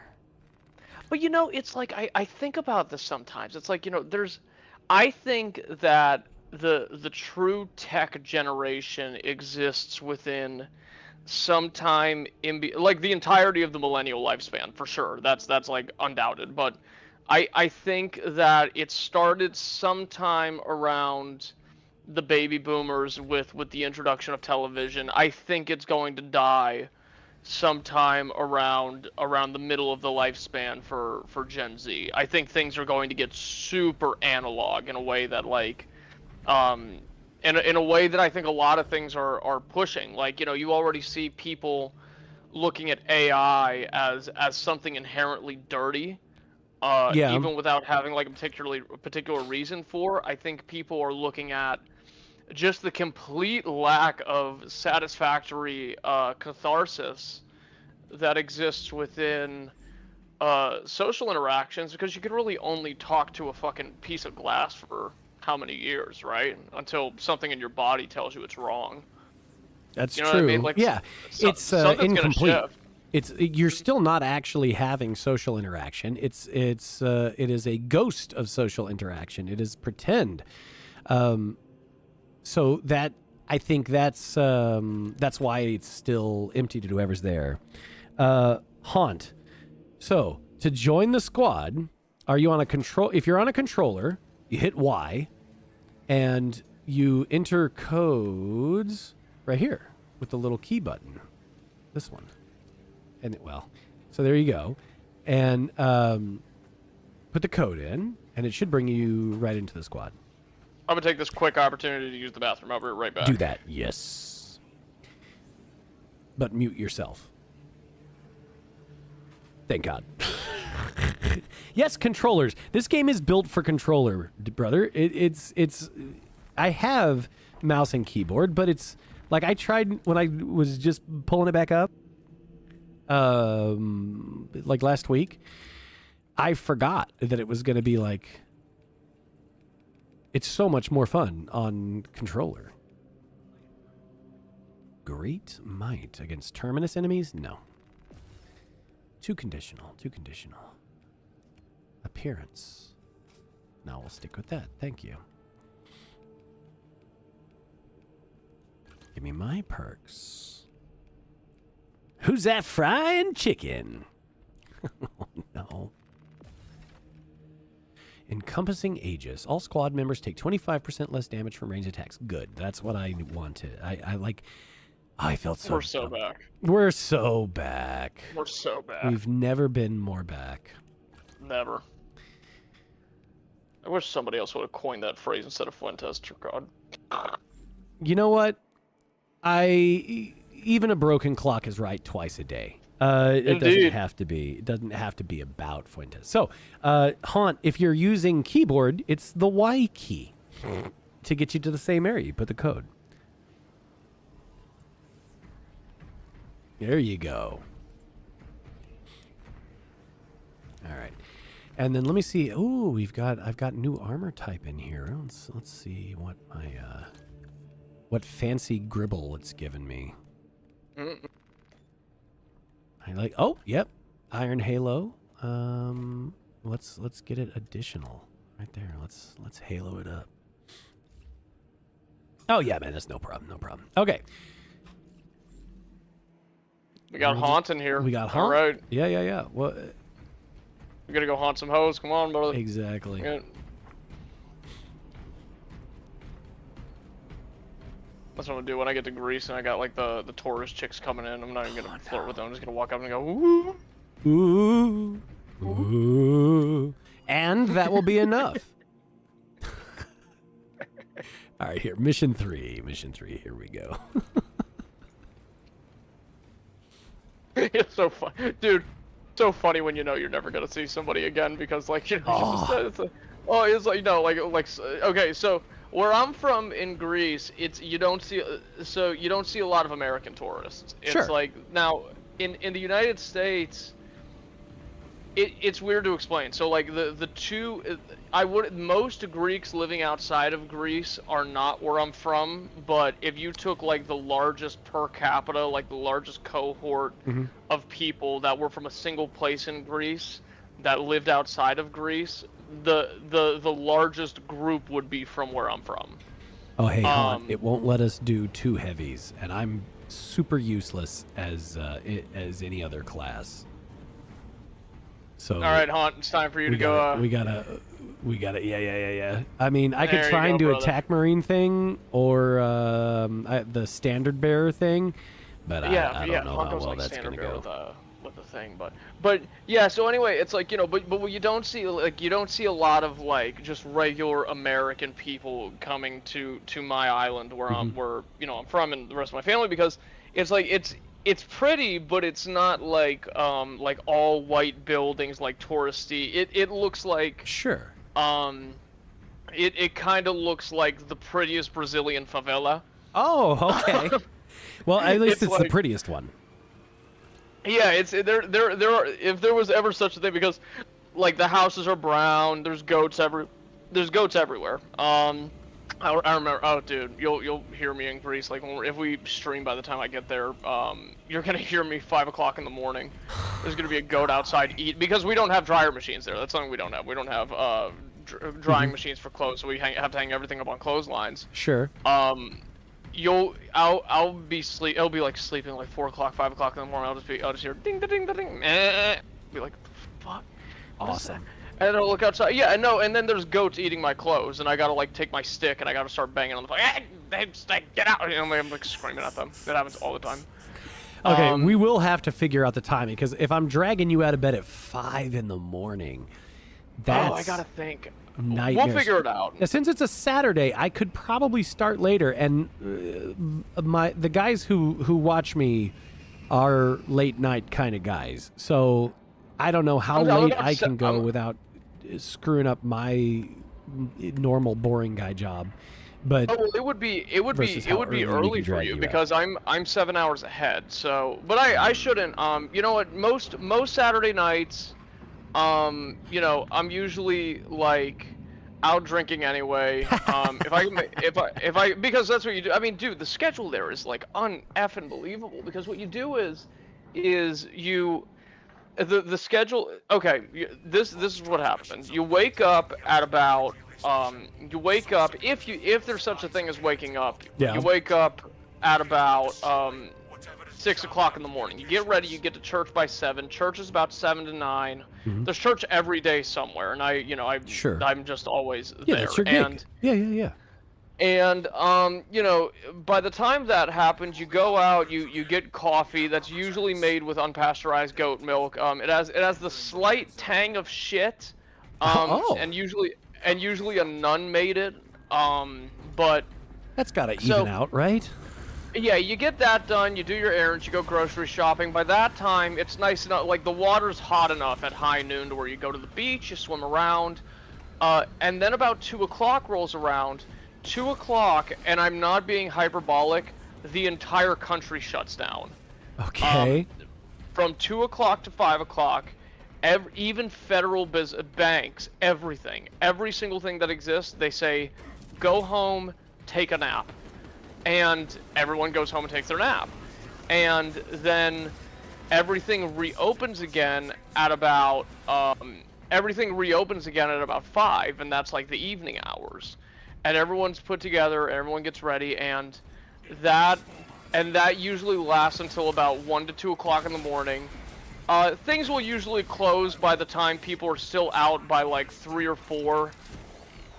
Doing their what's it called? We have these things called gleddies. It's pretty much just like a backyard party where you bring Okay. somebody brings like a calcified sheep's stomach that they shoved a flute in, and that's what we call it, sabuna, and like they're playing. It's a Greek bagpipe for all intents and purposes, and they're playing that. There's somebody on a bazooka. Everybody's dancing. Everybody's hammered, and then by the time you're done, it's 5, 6 o'clock in the morning. And at that point, you start to justify to yourself. It's like, well, there's church in about an hour. So I'm going to just stay up. I'm going to go home and shower. I'm going to stay up. And then you pretty much repeat the whole thing again. So if you want to hit everything, you only get about 3 hours of sleep. So you got to kind of pick your battles living Sure. there. Man, and this It's is just nonstop, huh? nonstop, all day. Here's It's the too thing. much People don't. togetherness for me, man. That's a lot of Oh, togetherness. we are the social animals, Greeks. It's like if there's 70 cousins, you'll see all of them at least twice in a week. That's a lot At of least. togetherness. There's no such thing as privacy, especially where I live. At a populated period, if everybody's there, there's only about 30,000 people on the same small place all at the same time. So everybody knows what is going on with everybody. And oh god, what else is there? It's just like effing unbelievable. And I don't know. It's like, you got to keep track of everybody. You eat a lot. Like, you would assume it's like one of the best places in the world to eat, and it is. But the problem is like if you want to stay in good shape, it's not conducive to that because everything tastes so damn good. Yeah. And you end up seeing like these like dude, here's the other thing that you learn about being in Europe for long enough. If you see what people from the Nordic countries really look like, dude, they're like aliens. They're like aliens. They look like space marines. It's like, because Greeks aren't known for being tall. Sure. I'm hanging out somewhere at about like 5'9", 5'10" ish. I'm like the tallest person in my family. Okay. But these dude, I'm talking like stunning, beautiful people that are sitting at like 6'8", 7 foot. Right. Common, like the short chicks are like 6'3", 6 foot. I'm like, what the hell are these things? Especially when you're going to the airports. I'm like, oh my god. See, there was a time when my big scheme for life was that I was gonna move to Reykjavik because it was like, well, you got all these Viking descendant people here, and they're also interrelated. That they can't get married and have kids. I'll go through that place like a plague. It's not the worst idea. And this is no longer my plan, but I was like, shit, I like cold weather, man. I'll fucking go. Let's go. There's no way I'm that closely related to anybody there. I may have, I may have the best mutt Viking body that there is out there, right? I'm are you Swede? No, I'm from. Oh. So I'm from everywhere, right? Okay, sure. My ancestry, legitimately, for there was a 400-year stretch where nobody knows nothing, and the best I can figure is we were pirates. We were doing pirate bullshit, fucking everywhere, and it made it to where there's not really. I don't know where the fuck we're from. We're from all over, and just my ancestry was all the people that you were the least excited to see come over the horizon. That's it. Just whoever. It's like the not happy boat. Yeah. You'd be like, oh, who's this with the fuck. That was just the rest of the day was, Oh, how funny. Yeah. Priority target extremists, mini boss coming up. Here we go. That sounds fun. But I do not have the opportunity of my family has been in such and such area since the 1200s. Da da da da. I have no idea. Oh, dude. I mean, so it is super. I'm not even gonna say uncommon. It is super common for people where I'm from to. It is super common for people where I'm from to get DNA tests before they start dating. Yeah. And the thing about Greece is we haven't changed much since the classical period in the way where. Well, the first rule of being Greek is hate thy neighbor. Hate thy neighbor. And, Greeks where I'm from don't consider Greeks from Athens to be, Sure. Yeah. That was the deal for a lot of folks. Yeah, it's and everybody kind of has, their clusters. Where I'm from, we consider our cultural big brother to be Crete. And, we're, near Ikaria and... not really Samos, but it's we have these islands kind of have closely related cultures that they adopt from each other and whatever. But I mean there's enough stories about people that I grew up with, cousins who ended up dating people from the other side of the family. We just found out that my sister and her fiance are, I want to say, seventh or eighth. And we didn't find out until after 3 years they were together. And everyone literally just collectively looks around and goes, fuck it. It's a bit late for that now. Yeah, it's worse shit. It's really funny when you find out. One of my dear friends growing up, the parents found out they were third after 20 years. Oh. Yeah. Yeah, dude, after 4 kids in 20 years, they found out they were third, and I was like, oh, shit. See, so the other problem is that since I have no history to lean on myself, with American, my family. American, brother, there's nothing cooler than being an American. And I'm with that. I dig that. But I also will not be giving my DNA to any DNA services, so I have no fucking idea what... Yeah. What any of that is, if I'll I say have that you're probably more centralized into a single area than you think, because I think they lie a lot. Because sure. Well, it's you're 2% from Middle Africa. It's no, you're not. You just threw that in there. Well, listen, that come from? There was the guy that he gave his iguana's DNA to 23andMe, and it came back saying he was 89% Ashkenazi Jew, and that was just funny because it was lizard people, but it was also if you would have asked 2012 QAnon about that, they would have fucking ate that up. Yeah, right. Well, and 2026 Instagram, Oh, yeah, so shit.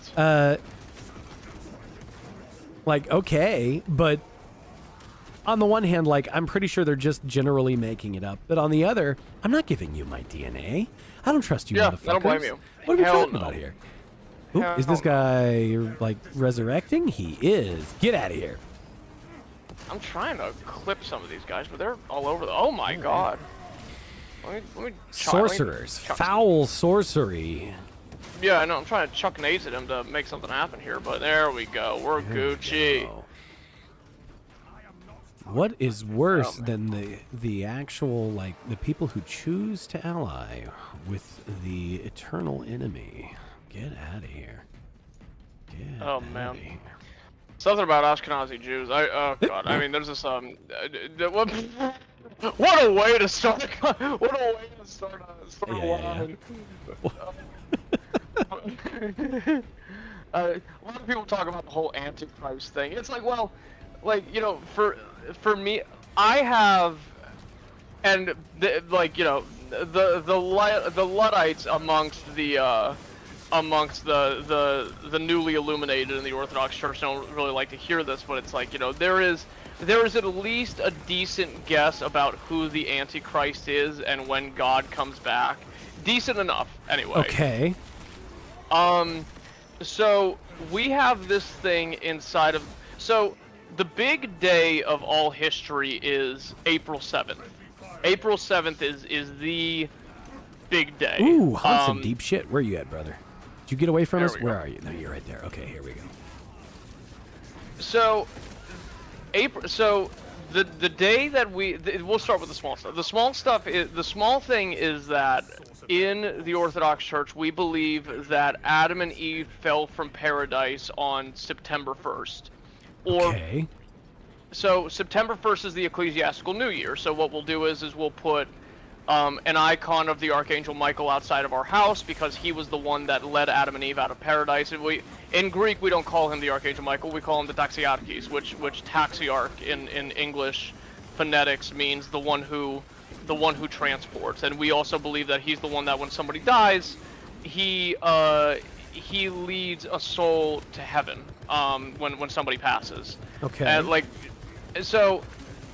but April 7th is the day that we believe that was the start of pretty much everything. April 1st being the day when God said, "Let there be light," and then April 7th being the 7th day of creation. It's also the day that Noah led all the animals into the ark. It is the exact day that Christ was crucified. There's two other crazy things that happened that day. I'm trying to remember. Oh yeah, it's the day that Moses went up on the mountain, to receive the 10 Commandments. No, it's not. No, it's not. It's when that's the day that God killed the firstborn in Egypt. That was Passover. Was April 7th. So, and now what happens is that what happens sometimes is that we have these things called Kyriopaskas. And a Kyriopascha is on the old calendar, on the Orthodox old calendar, which we could just call that the Orthodox calendar. Sure. The adjusted Gregorian calendar has only been used for the past 100 years, and it caused a whole bunch of schisms when the Greek Orthodox Church tried to start using it. And I mean, nobody really likes it, but we just kind of, it's like whatever. Everybody still recognizes the old one as valid and probably correct one. Now, on a Kyriopascha, what happens is that it is a day where Good Friday will coincide with the Annunciation of the Virgin Mary. And every single time this has happened, something like a world-changing event has occurred. Mm-hmm. The last Kyriopascha was the day that the Soviet Union fell. Okay. The one before that was when Gavrilo Princip killed Franz Ferdinand. And if you just keep looking back, like, again and again, like, it's like these epoch-shaping, like, events where these things occur, some crazy shit happens. Okay. The next ones are in the 2070s and 2080s, exactly 7 years apart from each other. And the tribulations in the Book of Revelation say they're going to last for about 7 years. So we take pretty much an Okay. I mean, so the wood kind of meets the sheath. It's like you could kind of see where I'm going with this. That's like, now anything could happen. How? Okay, so here's my next question. Then, how often do you have two of these occur next to each other, where it is a 7-year gap? It's been a couple hundred years, I would say, if it ever happened. I actually can't. I can't put down a date in my own head where it actually did, if there is an example. Okay. Now, there's a couple other things pointing to this. There was a there was a group of saints on Mount Athos in Greece, which, if you don't know what that is, I'll tell you about that too. But like Han said, we are obviously Northern European. He's funny. So there was a group of saints called the Kolevadis Fathers, which was a big collection of well, not a huge collection, but a notable collection of elders on a mountain in Greece that were prolific for being miracle workers and theologians, and they were ostensibly in the minority of the rest of the monasteries there, considering how just completely ruined the monasteries were at that point, because they just lost their minds. And but Saint Cosmas Agatholios had a vision of Christ, one of the few in that century, where Christ evidently appeared to him holding the book of human history. And in the Orthodox Church, we believe that the Earth and the universe has only existed for, I want to say it's 7,534 years, 35 years now, but okay. And Christ was going through the book of human history, and he makes it to the middle of the 8th millennium, pretty much where we're hanging out, and he starts crying, and he closes the book, and as he's crying, he just keeps saying "no more" over and over again. Haunt, which get is scary. that med pack. Goddamn, son, get the med pack, Haunt. So it's like, that was one indicator. And there was Elder Ephraim of Arizona, another, probably the main driver of the Orthodox, I guess, revival in the United States. It was somebody that I knew for 20 years, but he started 16 monasteries across the United States. He came from Greece. He told my parents when I was a little kid that the end wouldn't come until their children were grandparents, which was before I was reading about any of this. And there's too many indicators kind of lining up for me, and I'm not entirely convinced. The thing about you'll learn something about me eventually. I'm not a conspiracy guy. I actually kind of find them a little bit like, you need a girlfriend. You know what I mean? It's like I'm like, dude, you gotta go to a bar, go, take a Xanax, or go go get like an old fashioned, go take the edge off or something. But it's like, there's some stuff where I'm like, that might hit on black. And as far as the Antichrist is considered, there's a couple things we know about who he has to be. We know he absolutely has to be a Jew, and a very specific kind of Jew. He has to be a Jew from the tribe of Dan. This was talked about by St. John of Damascus, who, if you ever do really want to get into Orthodoxy, St. John of Damascus, who he made a book called The Exact Exposition of the Orthodox Faith, which is, if I had to give somebody a book on exactly what we believe, it would be that book. It is thorough down to the letter.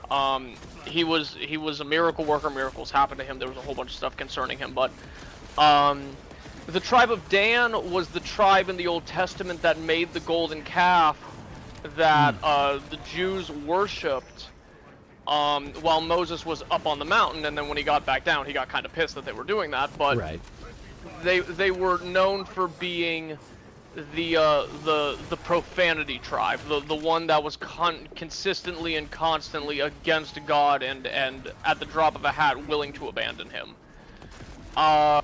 And as far as I'm concerned, and when I bring up like this conclusion to like any of the monastics or the bishops that I talk to, they're like, well, I'm not gonna say that, but like, you know, you did, so, and it's probably Thiel.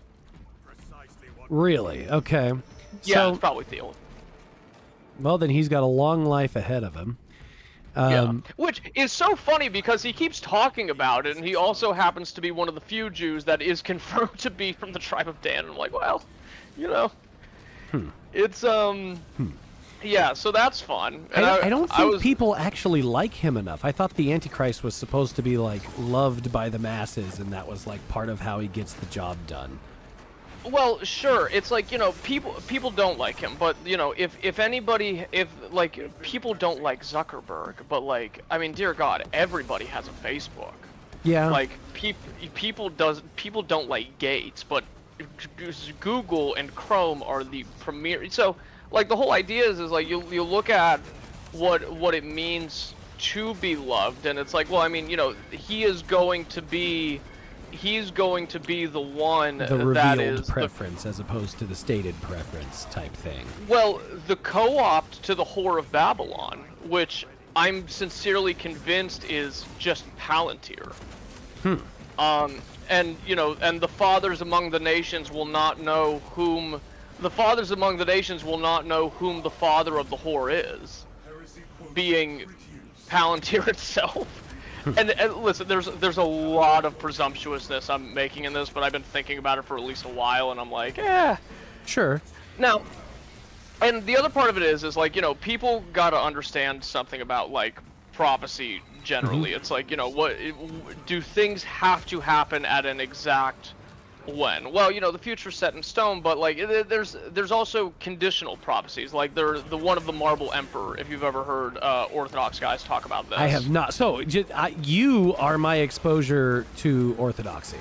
Oh, okay. So if you didn't tell me, I'm giving you all the crazy shit first. yeah. No, and that's fine. So I do want to touch on the idea of prophecy and the way that it works. As far as I can tell, because it's not, I don't know Christian prophecy, but I've encountered the concept of prophecy in a lot of places. And I do not have the gift of prophecy. I would say that I have the gift of antiprophecy, if there is such a thing. Because what it is that I always know when something's not true, and I don't necessarily know why, and I can't explain directly why or like factually why a lot of time. Yeah. But I always know, like if I start talking shit and I'm exploring an idea, yes, I use the power of reason and all that, and that's wonderful, but I also rely on my gut to tell me when I'm only running my mouth. Like I know when I'm just straight up wrong, and a very real and spiritual thing, by the way. Yeah, I agree. Yeah. So I conversely get a particular excitement when that's not the case, right? Right. And I don't get that feeling hearing this, you know. So I think there is some part of the idea or some part of the form that is missing, and I don't know what, but I don't think I would not say that you're wrong, but it's not completely right, and I don't know what part. Usually for something like that, it has to do with like the concept is right, but the specifics are wrong. I spend a lot of time... And that's usually how these things go. Right. So I spend a lot of time being a woo-woo conspiracy guy. I spend a lot of time where I am, someone's talking about something and the idea is right, the example I always use is aliens, okay? So are there aliens? Okay, sure. And then somebody wants to talk to me about how there's aliens, and then... by the way, I've never heard somebody say the same thing that I've said about aliens. Okay, which is? I'll say that first. So here's my thing. I think that whatever kind of federally federally inspired marketing campaign that happened around the little gray men in the 1960s and 70s. Yeah. Has solely convinced people that they have to be anthropized. They have to be like kind of like us in like some sort of like intelligence ranking. They have to have some form of, I guess, like, you know, higher sentience in the way that we do. Now, you know, I'm also one of those guys, probably to the chagrin of the Orthodox Church, that looks and says, listen, there's a big, beautiful universe. Sure. I really doubt this is the only planet with stuff on it. Could be, but, you know, I really wouldn't be shocked if we weren't. And, you know, everyone's like, oh, okay, well, it's either big dust rocks floating around, or it's little green men with space lasers. For me, listen, dude, if we find like a... Collier says, well, no, the aliens just have to be fuckable. The rest of it doesn't matter, but they do have to be fuckable. That's required. Well, we're gonna have a really good time coming in peace at that point in both of us. You know what I mean? So, the idea is, for me, it's like, oh, we gotta go over you know, there. I wouldn't be shocked if like we show up somewhere and it's like a fucking like a purple anteater or some shit. Yeah. Or it's like a thing with like four Purple fuckable spleens. anteater. You Oh gotta... dear God! Oh, that's what we should name the podcast. That's it. Yeah, We got the name. Yeah. That's perfect. Purple What that fuckable snout do? anteater. Damn it.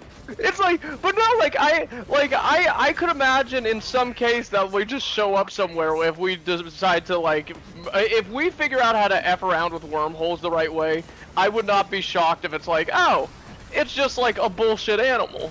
Yeah. And it's just like, oh, well, that's some bullshit, and it's like, Sure. okay, well, that's fine. You know what I mean? Well, so I feel like that is probably a much better way to go about it generally, because what always ends up happening when I'm talking to guys is that, you know, if they're into it, they're into a specific story of it.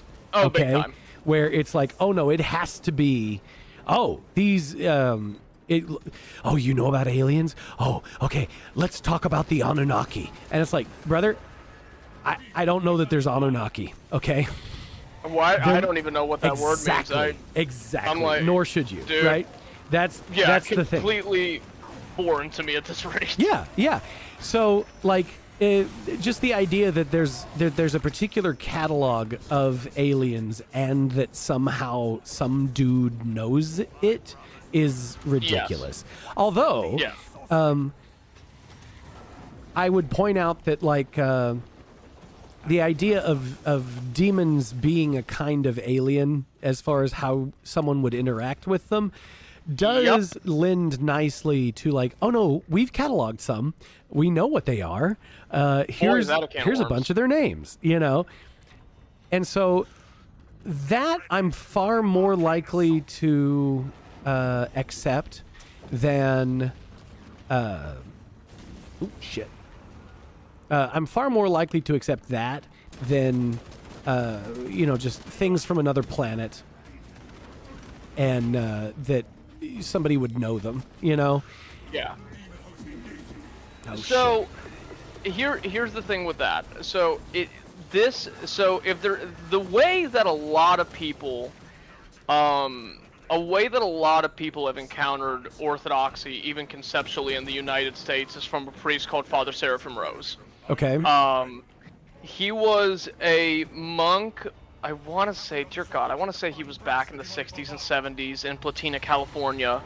And he wrote, and he was just kind of at the height of this whole thing going on with the alien craze and the sexual revolution and a lot of the things involving kind of the hippies and stuff like that.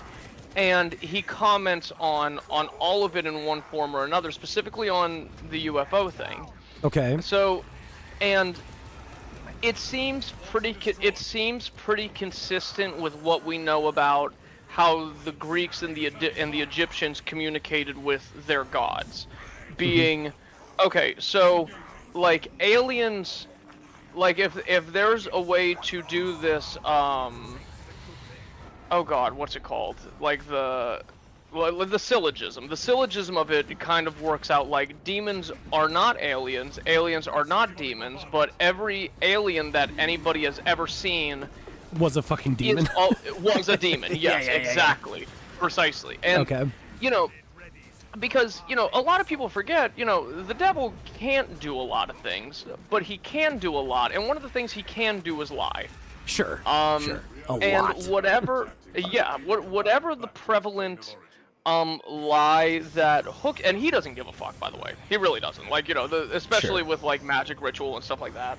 Well, speaking of magic ritual, we're gonna have to smoke this demon right here. Let's get his ass. Yeah, the vulture demon Siege. Love Yes, this guy. greater demon of Zinch, the changer of ways.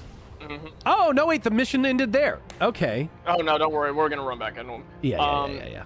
But so with so the thing with so like with demons consistently when people were like, oh well, I went on a dimethyltryptamine trip and I saw clockwork elves, or I Right. was communicating with like seal magic with that's more like that's not an Eastern magic, that runic stuff is kind of Gaelic and Celtic, but people are like, oh well, I spoke to the Archangel Michael, and you didn't drive with magic right. specifically. Like people do. This is very popular in Greece with the salt circles. That originally came. The Greeks learned that from the Egyptians. The Egyptians learned how to imbue a demon into a statue. The Celts learned how to do runic voodoo from first principles, but the Africans had it figured out around the same time somehow. All Probably these talking to the things. same fucking demons, hanging out at the same time. Well, so yeah, and this is the funny thing, that it doesn't really work, because yes, the rituals and like the curses you're putting on people and summoning these demons, like yeah, what's happening is what you think is happening, but the idea that you have any power over these things, that oh well we're going to follow these rules of magic and like they're going to stay contained. The thing with the demons is that they don't care. They're like, oh yeah, that's fine. I'll take the goat sacrifice. I'll stay inside the salt circle or the blood circle, or oh yeah, I'll do this thing if you sacrifice like this child or whatever. Like it doesn't. They just do it so you think it works and they can just have you. That's the Right. only point. Yeah, they're not compelled to keep the deal. Of course not. No, Yeah. the entire thing is like, I mean, eventually they're not going to, because I mean they're just going to take your ass after, because I mean you've wholly. It's funny because when we do so exorcisms, those are they're not as fun as you think they are. Yeah, I know. They weren't on my list of like Saturday night good times. Well, it's it's like, not. I wouldn't think they're fun. It's like, when you see stuff like The Rite, which was an old Russell Crowe movie, or you see stuff like The Exorcism of Emily Rose, or stuff like that, the whole, yeah, like there's some funky stuff that can happen and it has happened, but like 75-80% of them, it's usually just like, yeah, come in on a Tuesday and we'll pray for 3 hours. And yeah, we have a special book for the prayers, and like there always has to be 2 priests doing it. Specifically for the reason that it's not like, oh well, like the person will kill the priest or whatever. The idea is that this is pretty consistent. When exorcisms happen, the demon will always speak through the person and remind a priest of the sins that they've committed in their past to try to throw them off. Sure. And then they'll try to jump into him. Right. But that's like the most extreme thing that happens in most cases, and if it doesn't work the first time, they're like, all right, yeah, because nothing happens in the Orthodox Church on a Tuesday, and everyone's just like, all right, it didn't work this time, come back next Tuesday, and then we just kind of run the cycle. But when you hear the prayers of the exorcism, it doesn't sound so much like the Lord Jesus Christ compels you out of this individual. It's more so like, it sounds like the unbinding of a contract, because Sure. that's kind of indeed what that's it is. It's what like, it is. Yeah. Yeah, it's like you're saying things to invoke Christ to null and void the contract that you made with this thing so you could come back. Um and and that's usually how and the one thing that is consistent throughout these oh wait, you both are. Oh wait, did somebody switch to here? I'll switch, that's fine, give me 1 second. I gotta switch to a different class. I probably should play around with a different one.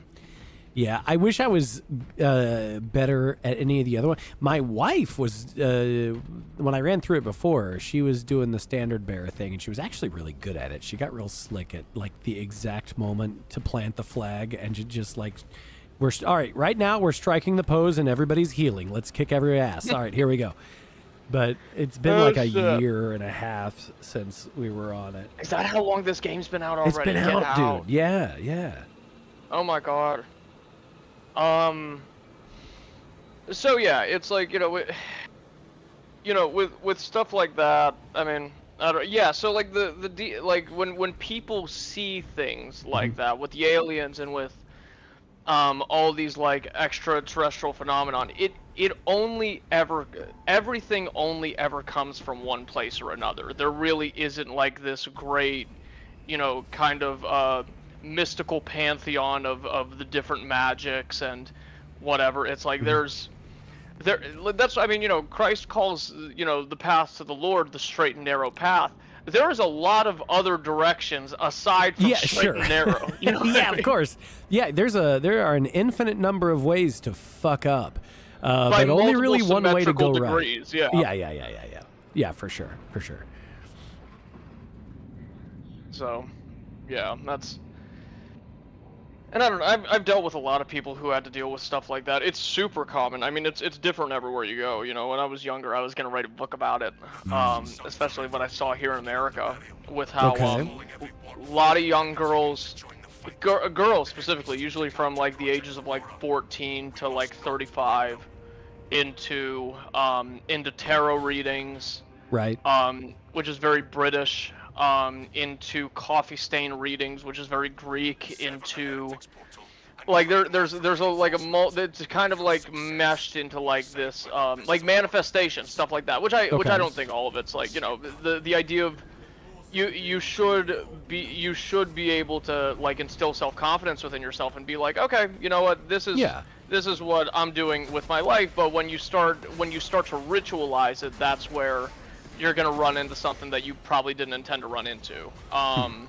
See, I've found structuring your meditations, right? Like, taking the time to like remind yourself daily or whenever, right? In a regular manner, I suppose, not daily necessarily, but to remind yourself in a regular manner that like, oh, here's what I'm doing today. Here's why I'm doing it. It is going to work. People Here's need why. more of that. I would, And so manifesting in that way, that's just totally real and material, and that's just the way your noggin works. You've got a lot of room for attention, more than you think, of just your own ability to focus on something and get something done.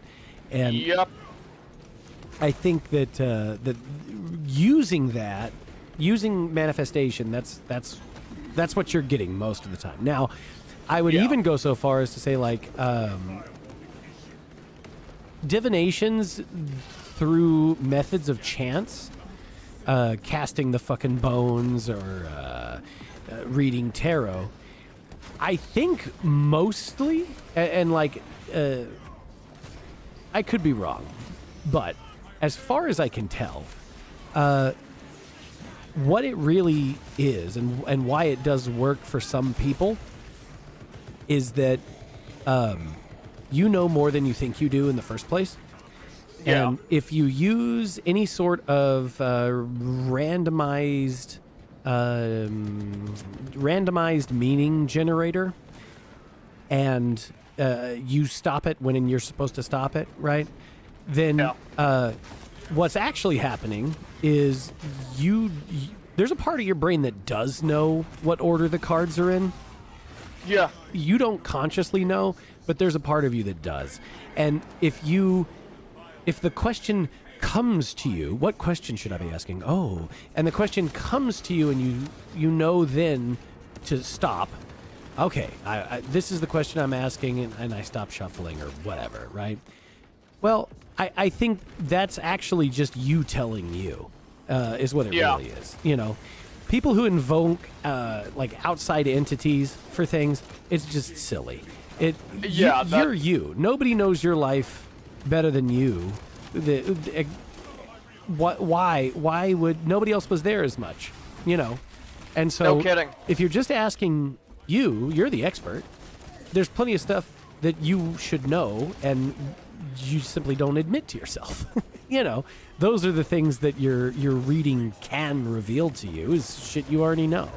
Now, I would say that one thing that I really like from Frank Herbert's Dune books is that one thing that that the Bene Gesserit say. It's like fear is the mind killer. yes, Because it's like, you know, you don't know what you're capable of until you just let go. until you just do it. And yeah, and you know, people come to me, you know, sometimes about like, well, you know, what is the best thing I could do to, you know, be a better Christian, be a better husband, be a better father, whatever. The idea is, oh Ma, what the fuck am I? Oh Ma, no. no, she's showing no Ma. Hey Ma, there's about 150 people listening to me right now. No, we don't have a camera on for that purpose. Dear God. Okay, all right. Yeah.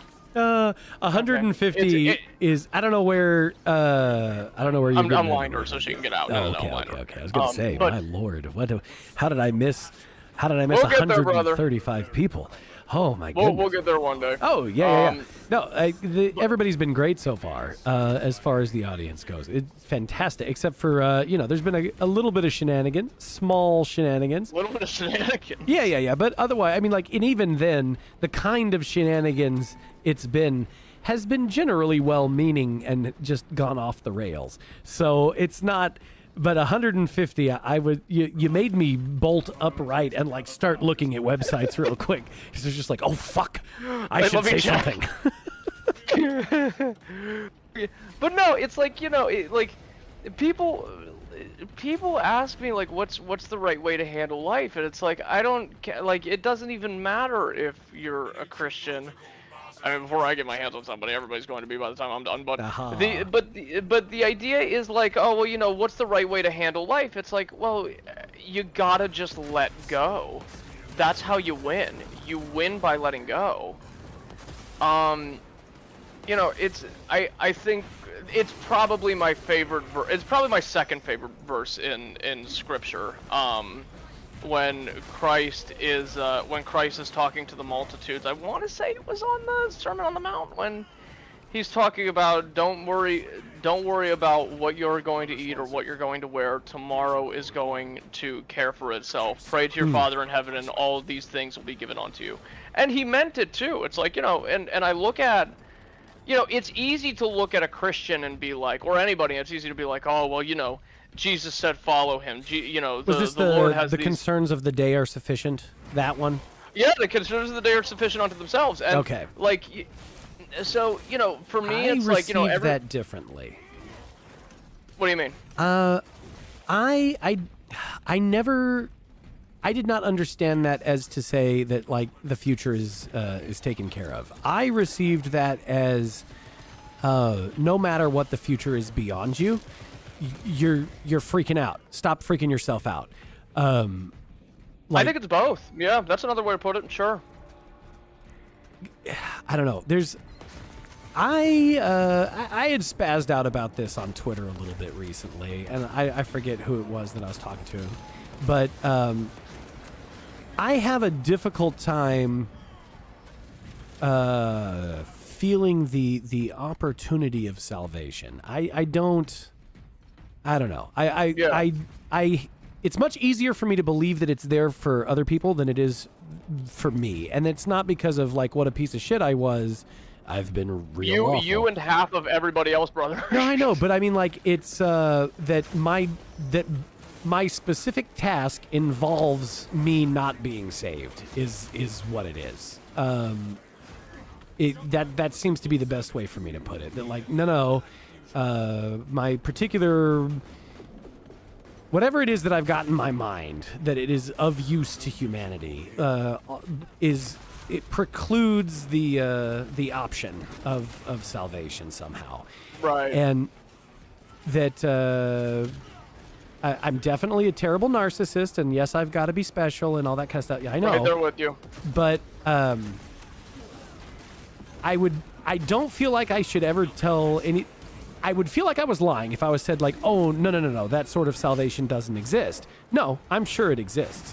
And in fact, I'm sure that it is for all of humanity. Asterisk, and that like, yeah. It is for all of humanity.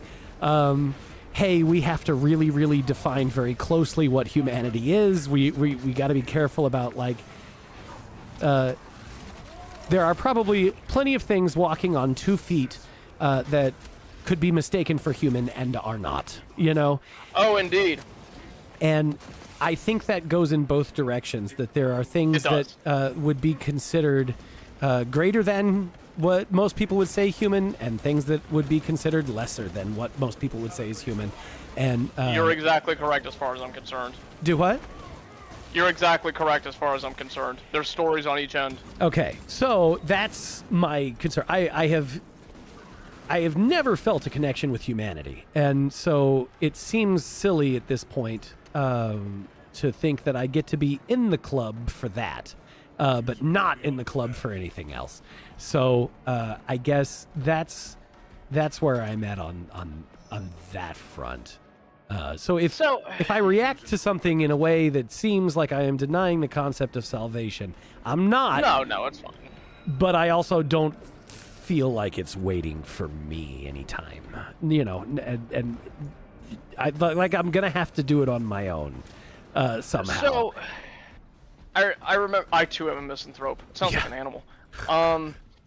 So I remember you were asking about the will of God and the way that it manifests. I remember asking a priest about this, and this is going to sound absolutely contradictory to what I said before about the complete lack of destiny, but keep in mind, things Okay. are going to be what they are. The idea is that the will of God, and I want to say it was Abba Theodosios or something like that, one of the Desert Fathers that said this, that the will of God is like a incredibly wide and incredibly deep river, and it's flowing and it's roaring down, and our place in humanity is sitting somewhere at the side of that river, and you can throw stones in it, and you could throw stones into it, and you could even throw gigantic boulders. You can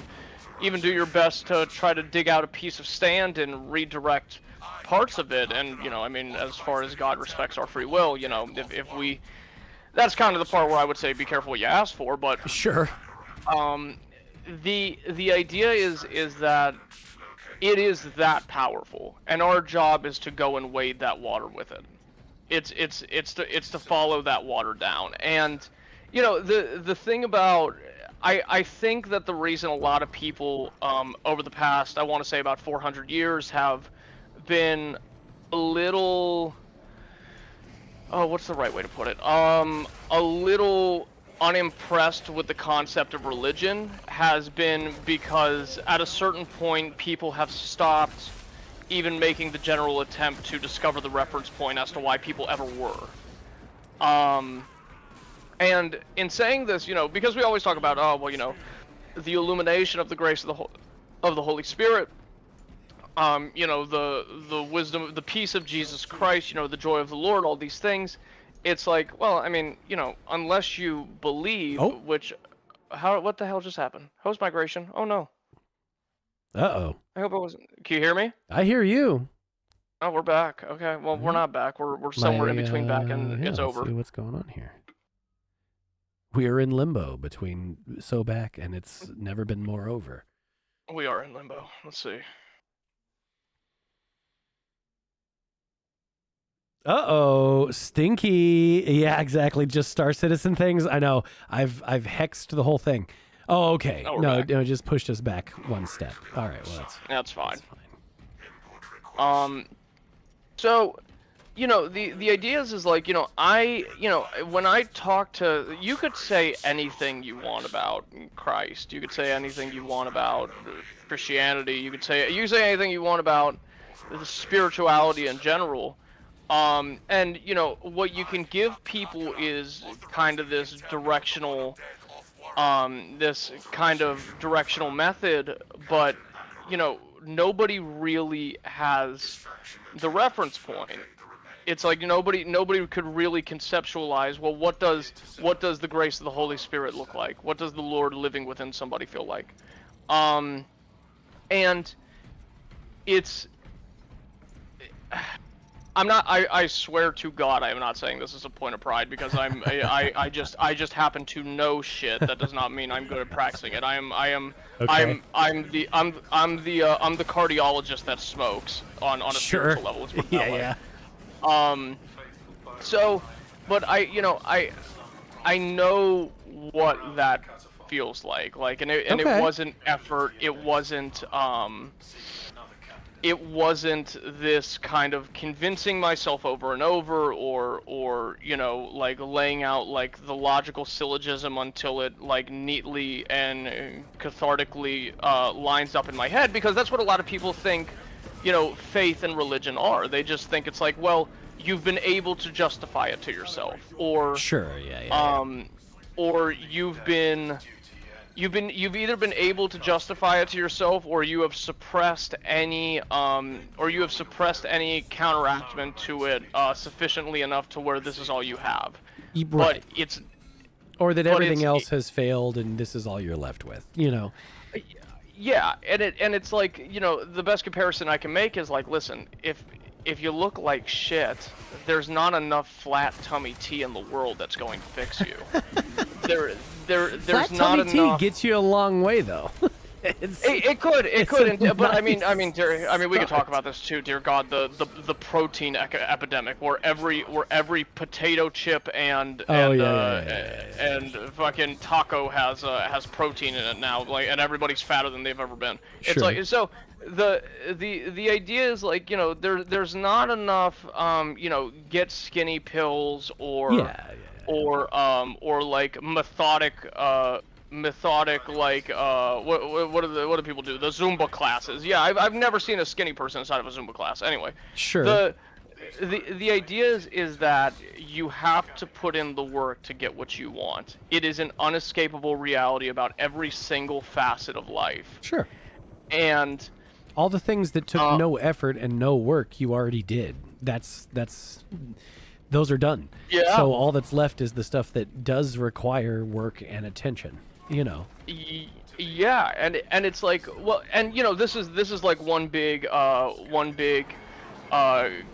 criticism that the Protestants have against Catholicism and Orthodoxy. It's like, oh, well, you believe in work-based salvation. You believe that the sacrifice of Jesus Christ on that cross wasn't enough. It's like, no, absolutely it was enough. It was something that nobody except for him could have ever done. But we imagine if somebody tries to hand you $1 million cash, and your arms are so atrophied that you can't even reach out to grab it. That is the essence of the spiritual life.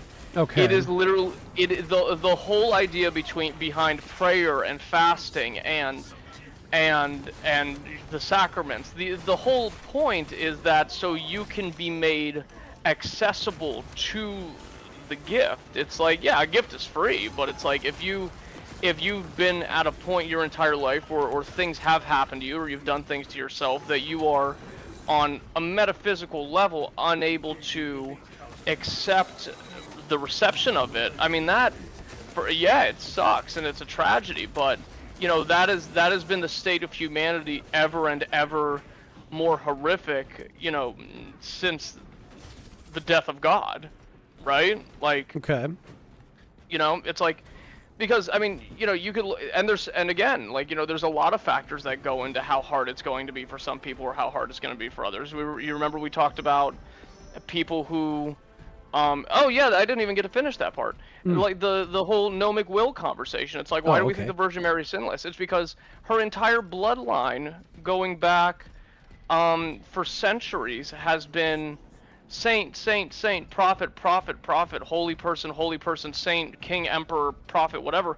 Um, all leading up into the amalgamation of her, to where even from the time she was born up until she was 14 years old, where we believe that she obtained the angelic will at the Annunciation, um, she was able to just brush it all off her shoulders because she was predisposed. She had a predisposed resistance to it, and the people that come out of great suffering that don't have that luxury, God is going to reward them. Of course, there's crowns in heaven. There's places of honor in the kingdom of heaven. Christ says it implicitly that there is.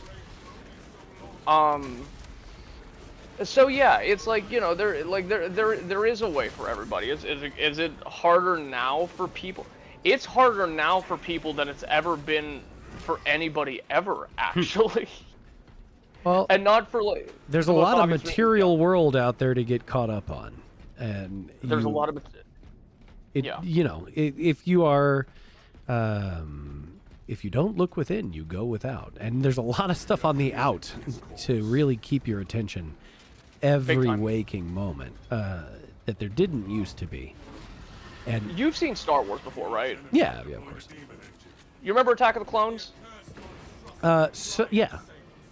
Okay, so like the way the clone troopers work, so there's Jango Fett, and I hate that I have to use this as the analogy, but I like Star Wars so much that I'm kind of happy that All I right. do. So Adam is like completely alien to what we would have understood a human being to be. And Okay. you could take these parts of the tradition with a grain of salt or not. I mean, like at the end of the day, it's just whatever it may be. But we're talking like a 15 feet tall, and God, like just this imperial, beautiful example of a human being. It was somebody that, oh Lord, there's fire. That's a lot. Somebody that shared the face of God, being the first man. And I mean, that's why when you look at Orthodox iconography, that we paint Adam the same way that we paint Christ. They look like each other.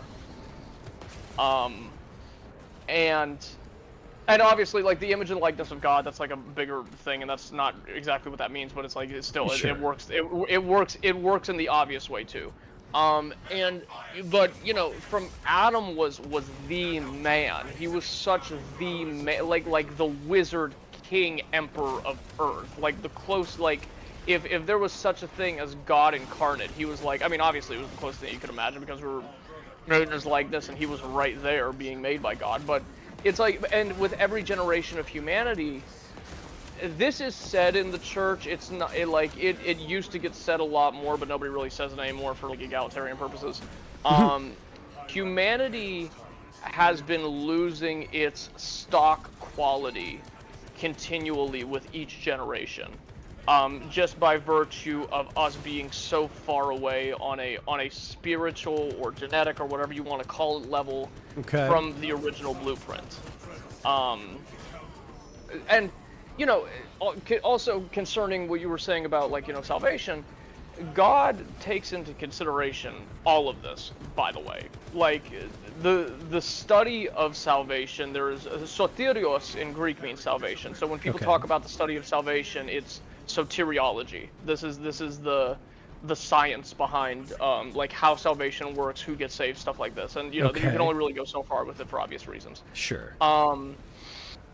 And as far as soteriology is concerned, you as a human being are kind of like the stock market.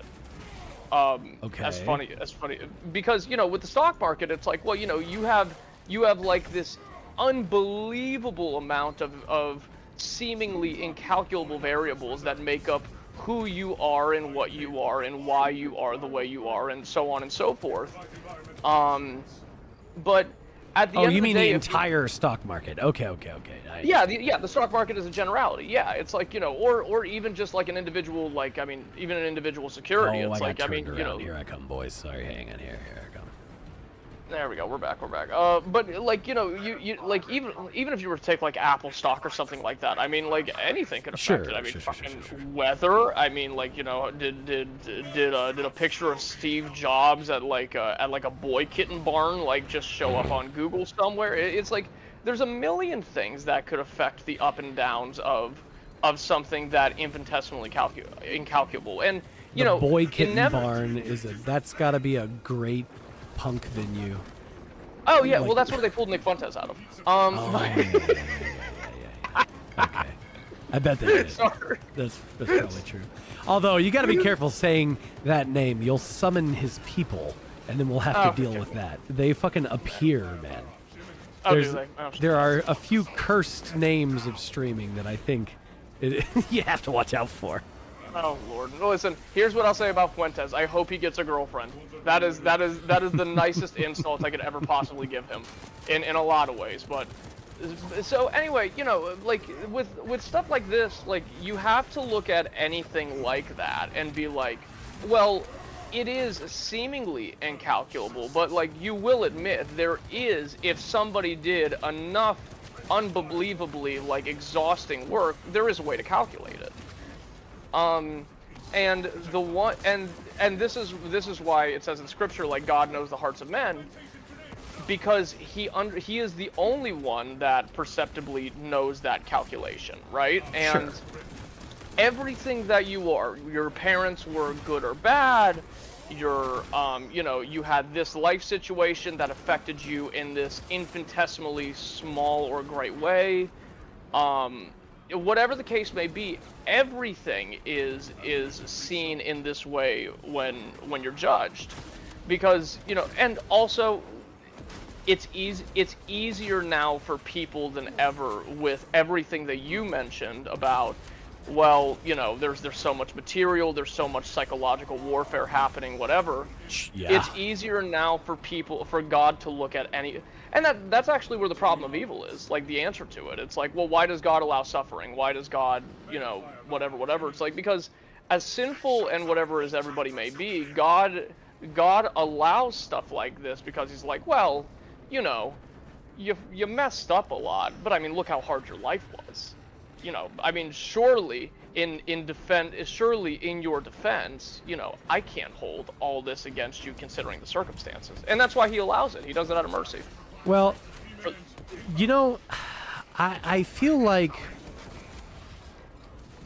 man, I almost don't even... That's a shitty pill to swallow, I know. It sounds mean, but... No, it doesn't sound mean enough, as far as I can tell. I've heard, oh my goodness, mountains of mercy, right? Yeah. Just endless mercy, my entire life, in a way that I have felt is counterproductive when it comes down to it. I feel like, it makes people static. I agree. Yeah. It's important to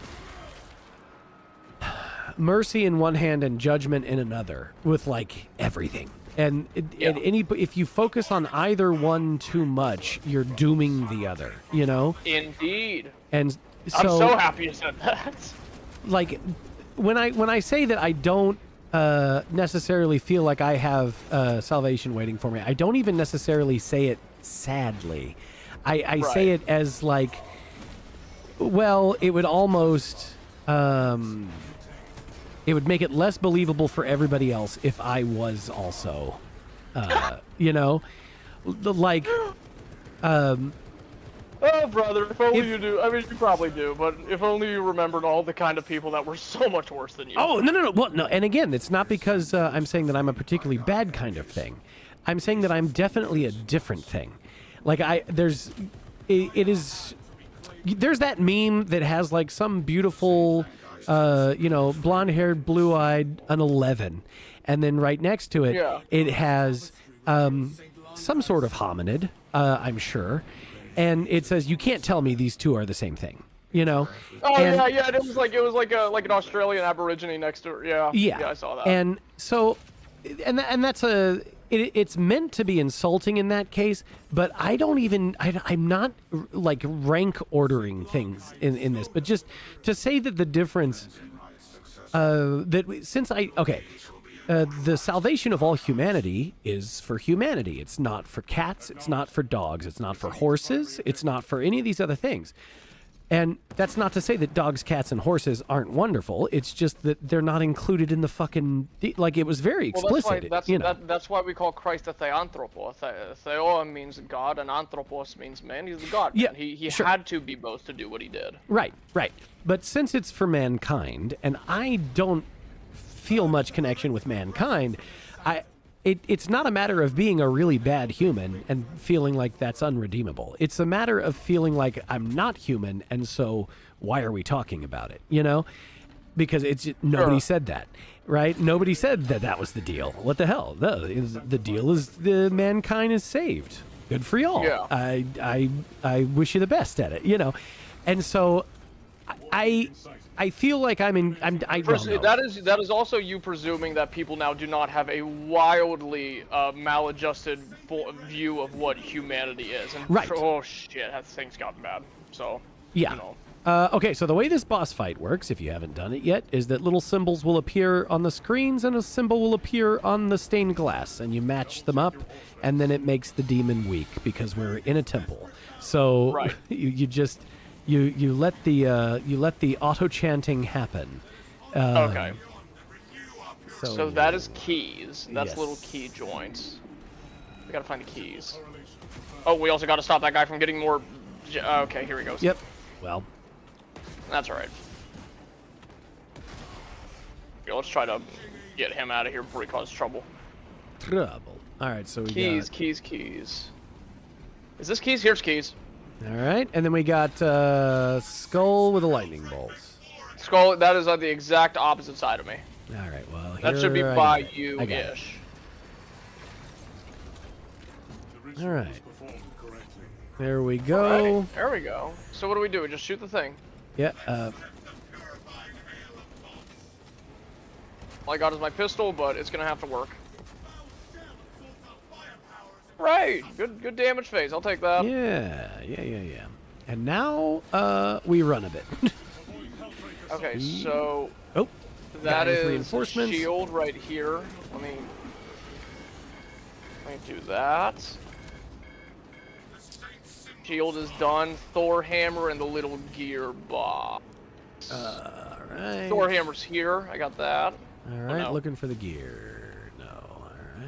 I hate these little pterodactyl things that keep trying to Zangors. me.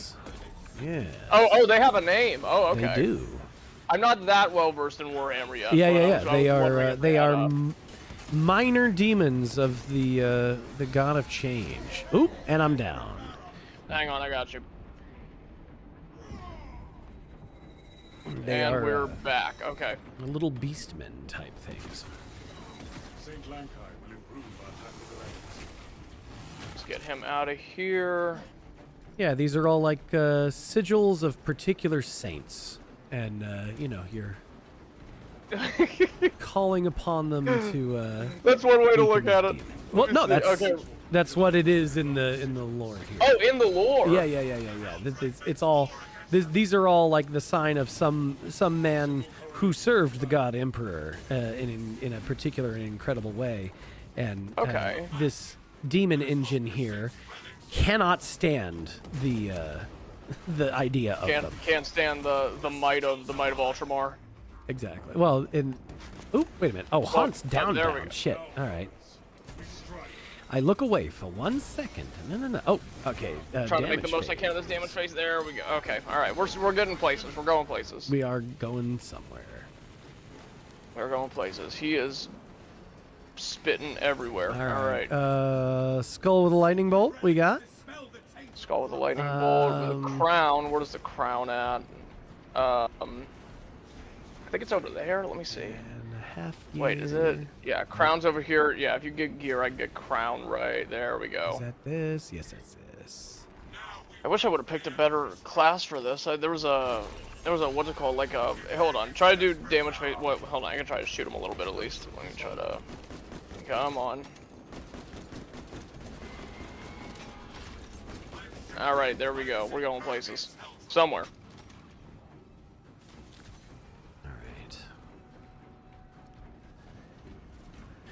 Oh, we got flame, circle, and Eyeball is that? Nope, that's not it. Teardrops here. all right, grab that. Basketball is somewhere. I got it. All right, and the Imperial Eye, all the way over. Headed to it now. Oh, there it is. I got it. There we go.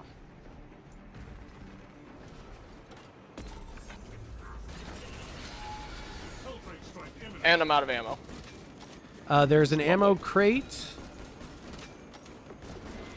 I gotta stop this guy from calling in reinforcements real quick. There we go. Here, I'm Right, next pointing to the is- ammo crate. There's your total ammo reload. Lovely. I'll grab basketball before I get over there. There we go. And we need. Oh. Oh, blessed ammo. teardrop There we go. We're and- back. And crown is... Where's crown at? That's a good question. You got the teardrop. All right. Oh, Interrupted him. Crown's Got the there. crown. Here we go. lovely. Alright, let's just light this thing up and see if we can finish him off here.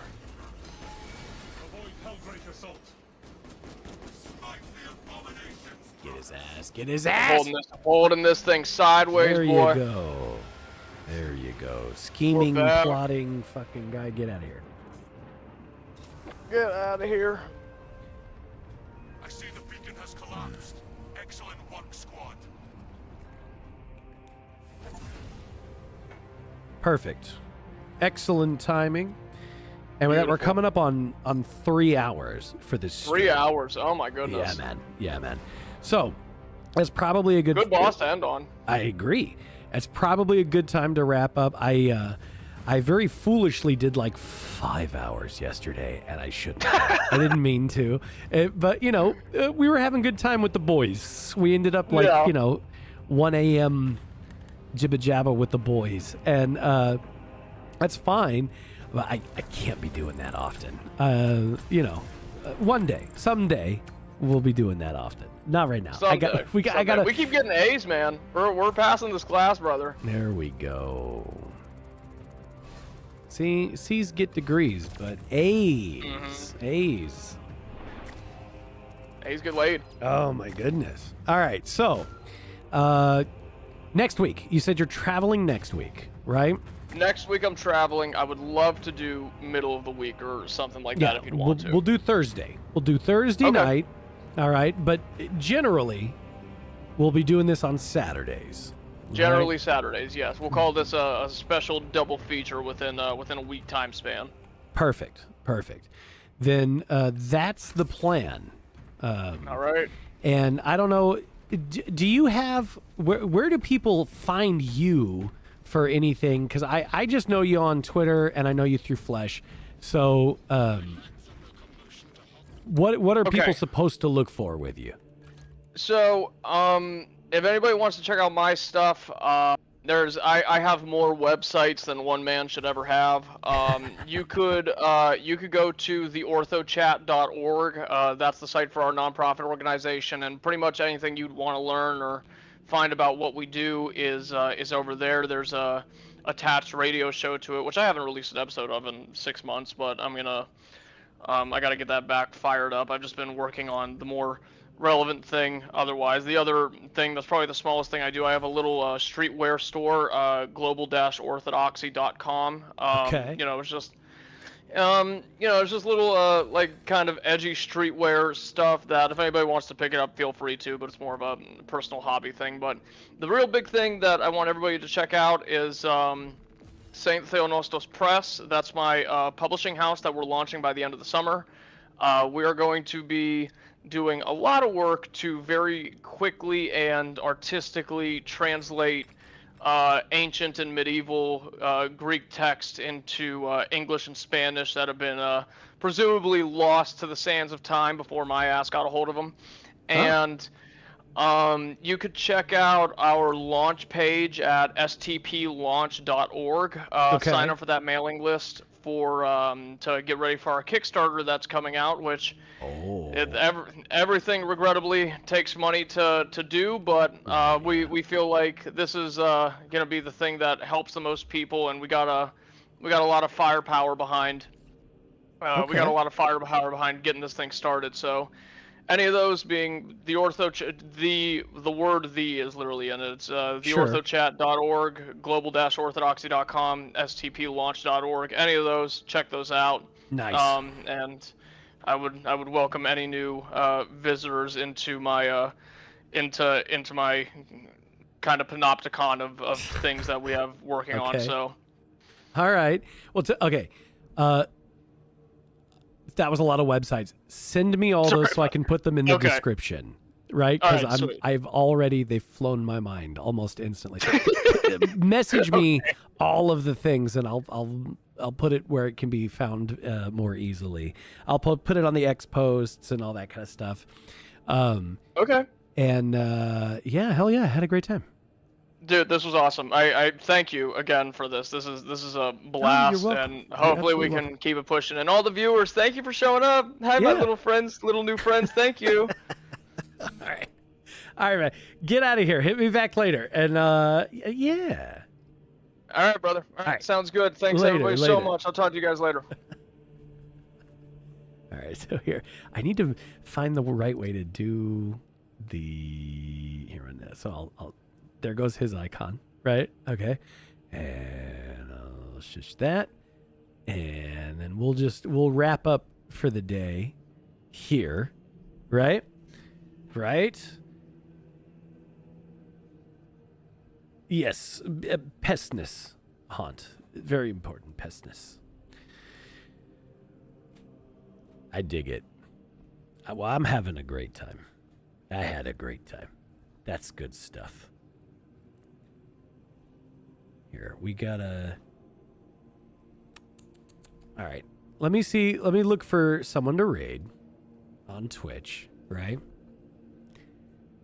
Gosh, what have I forgotten? What have I forgotten doing this? Because I was actually just... Oh, it's a thing. You'll tell me the story sometime. I absolutely believe you. Raid channel. Who can we raid? Even see who's on. I don't want to turn it into like also I'm gonna let's see here. I'm trying to keep the games separated for different themes, you know? With all the monk stuff in the background.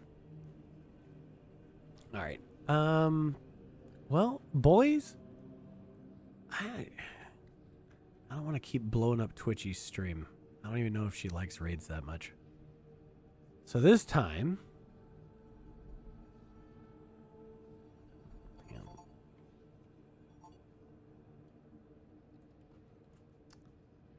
here.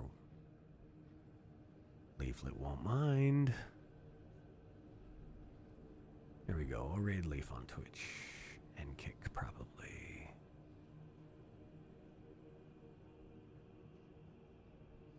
Very, very nice. Yeah, non-consensual. What is it? Also, Sprocked Zarathustra? I don't know.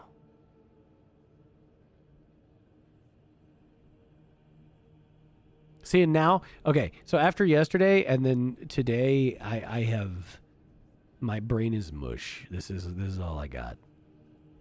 Oh, and we are now below the host limit on Kick, it says. Patui. All right, well, gentlemen, I still don't know Monday or Tuesday, but I'll hit another raid or hit another stream on one of those 2 days. I'll be doing Thursday with Ortho, Friday on Star Citizen. I'll probably take Saturday off in that case. But I'll be on. And of course, you always know where to find me on Twitter. Okay, yeehaw, here we go. Stream is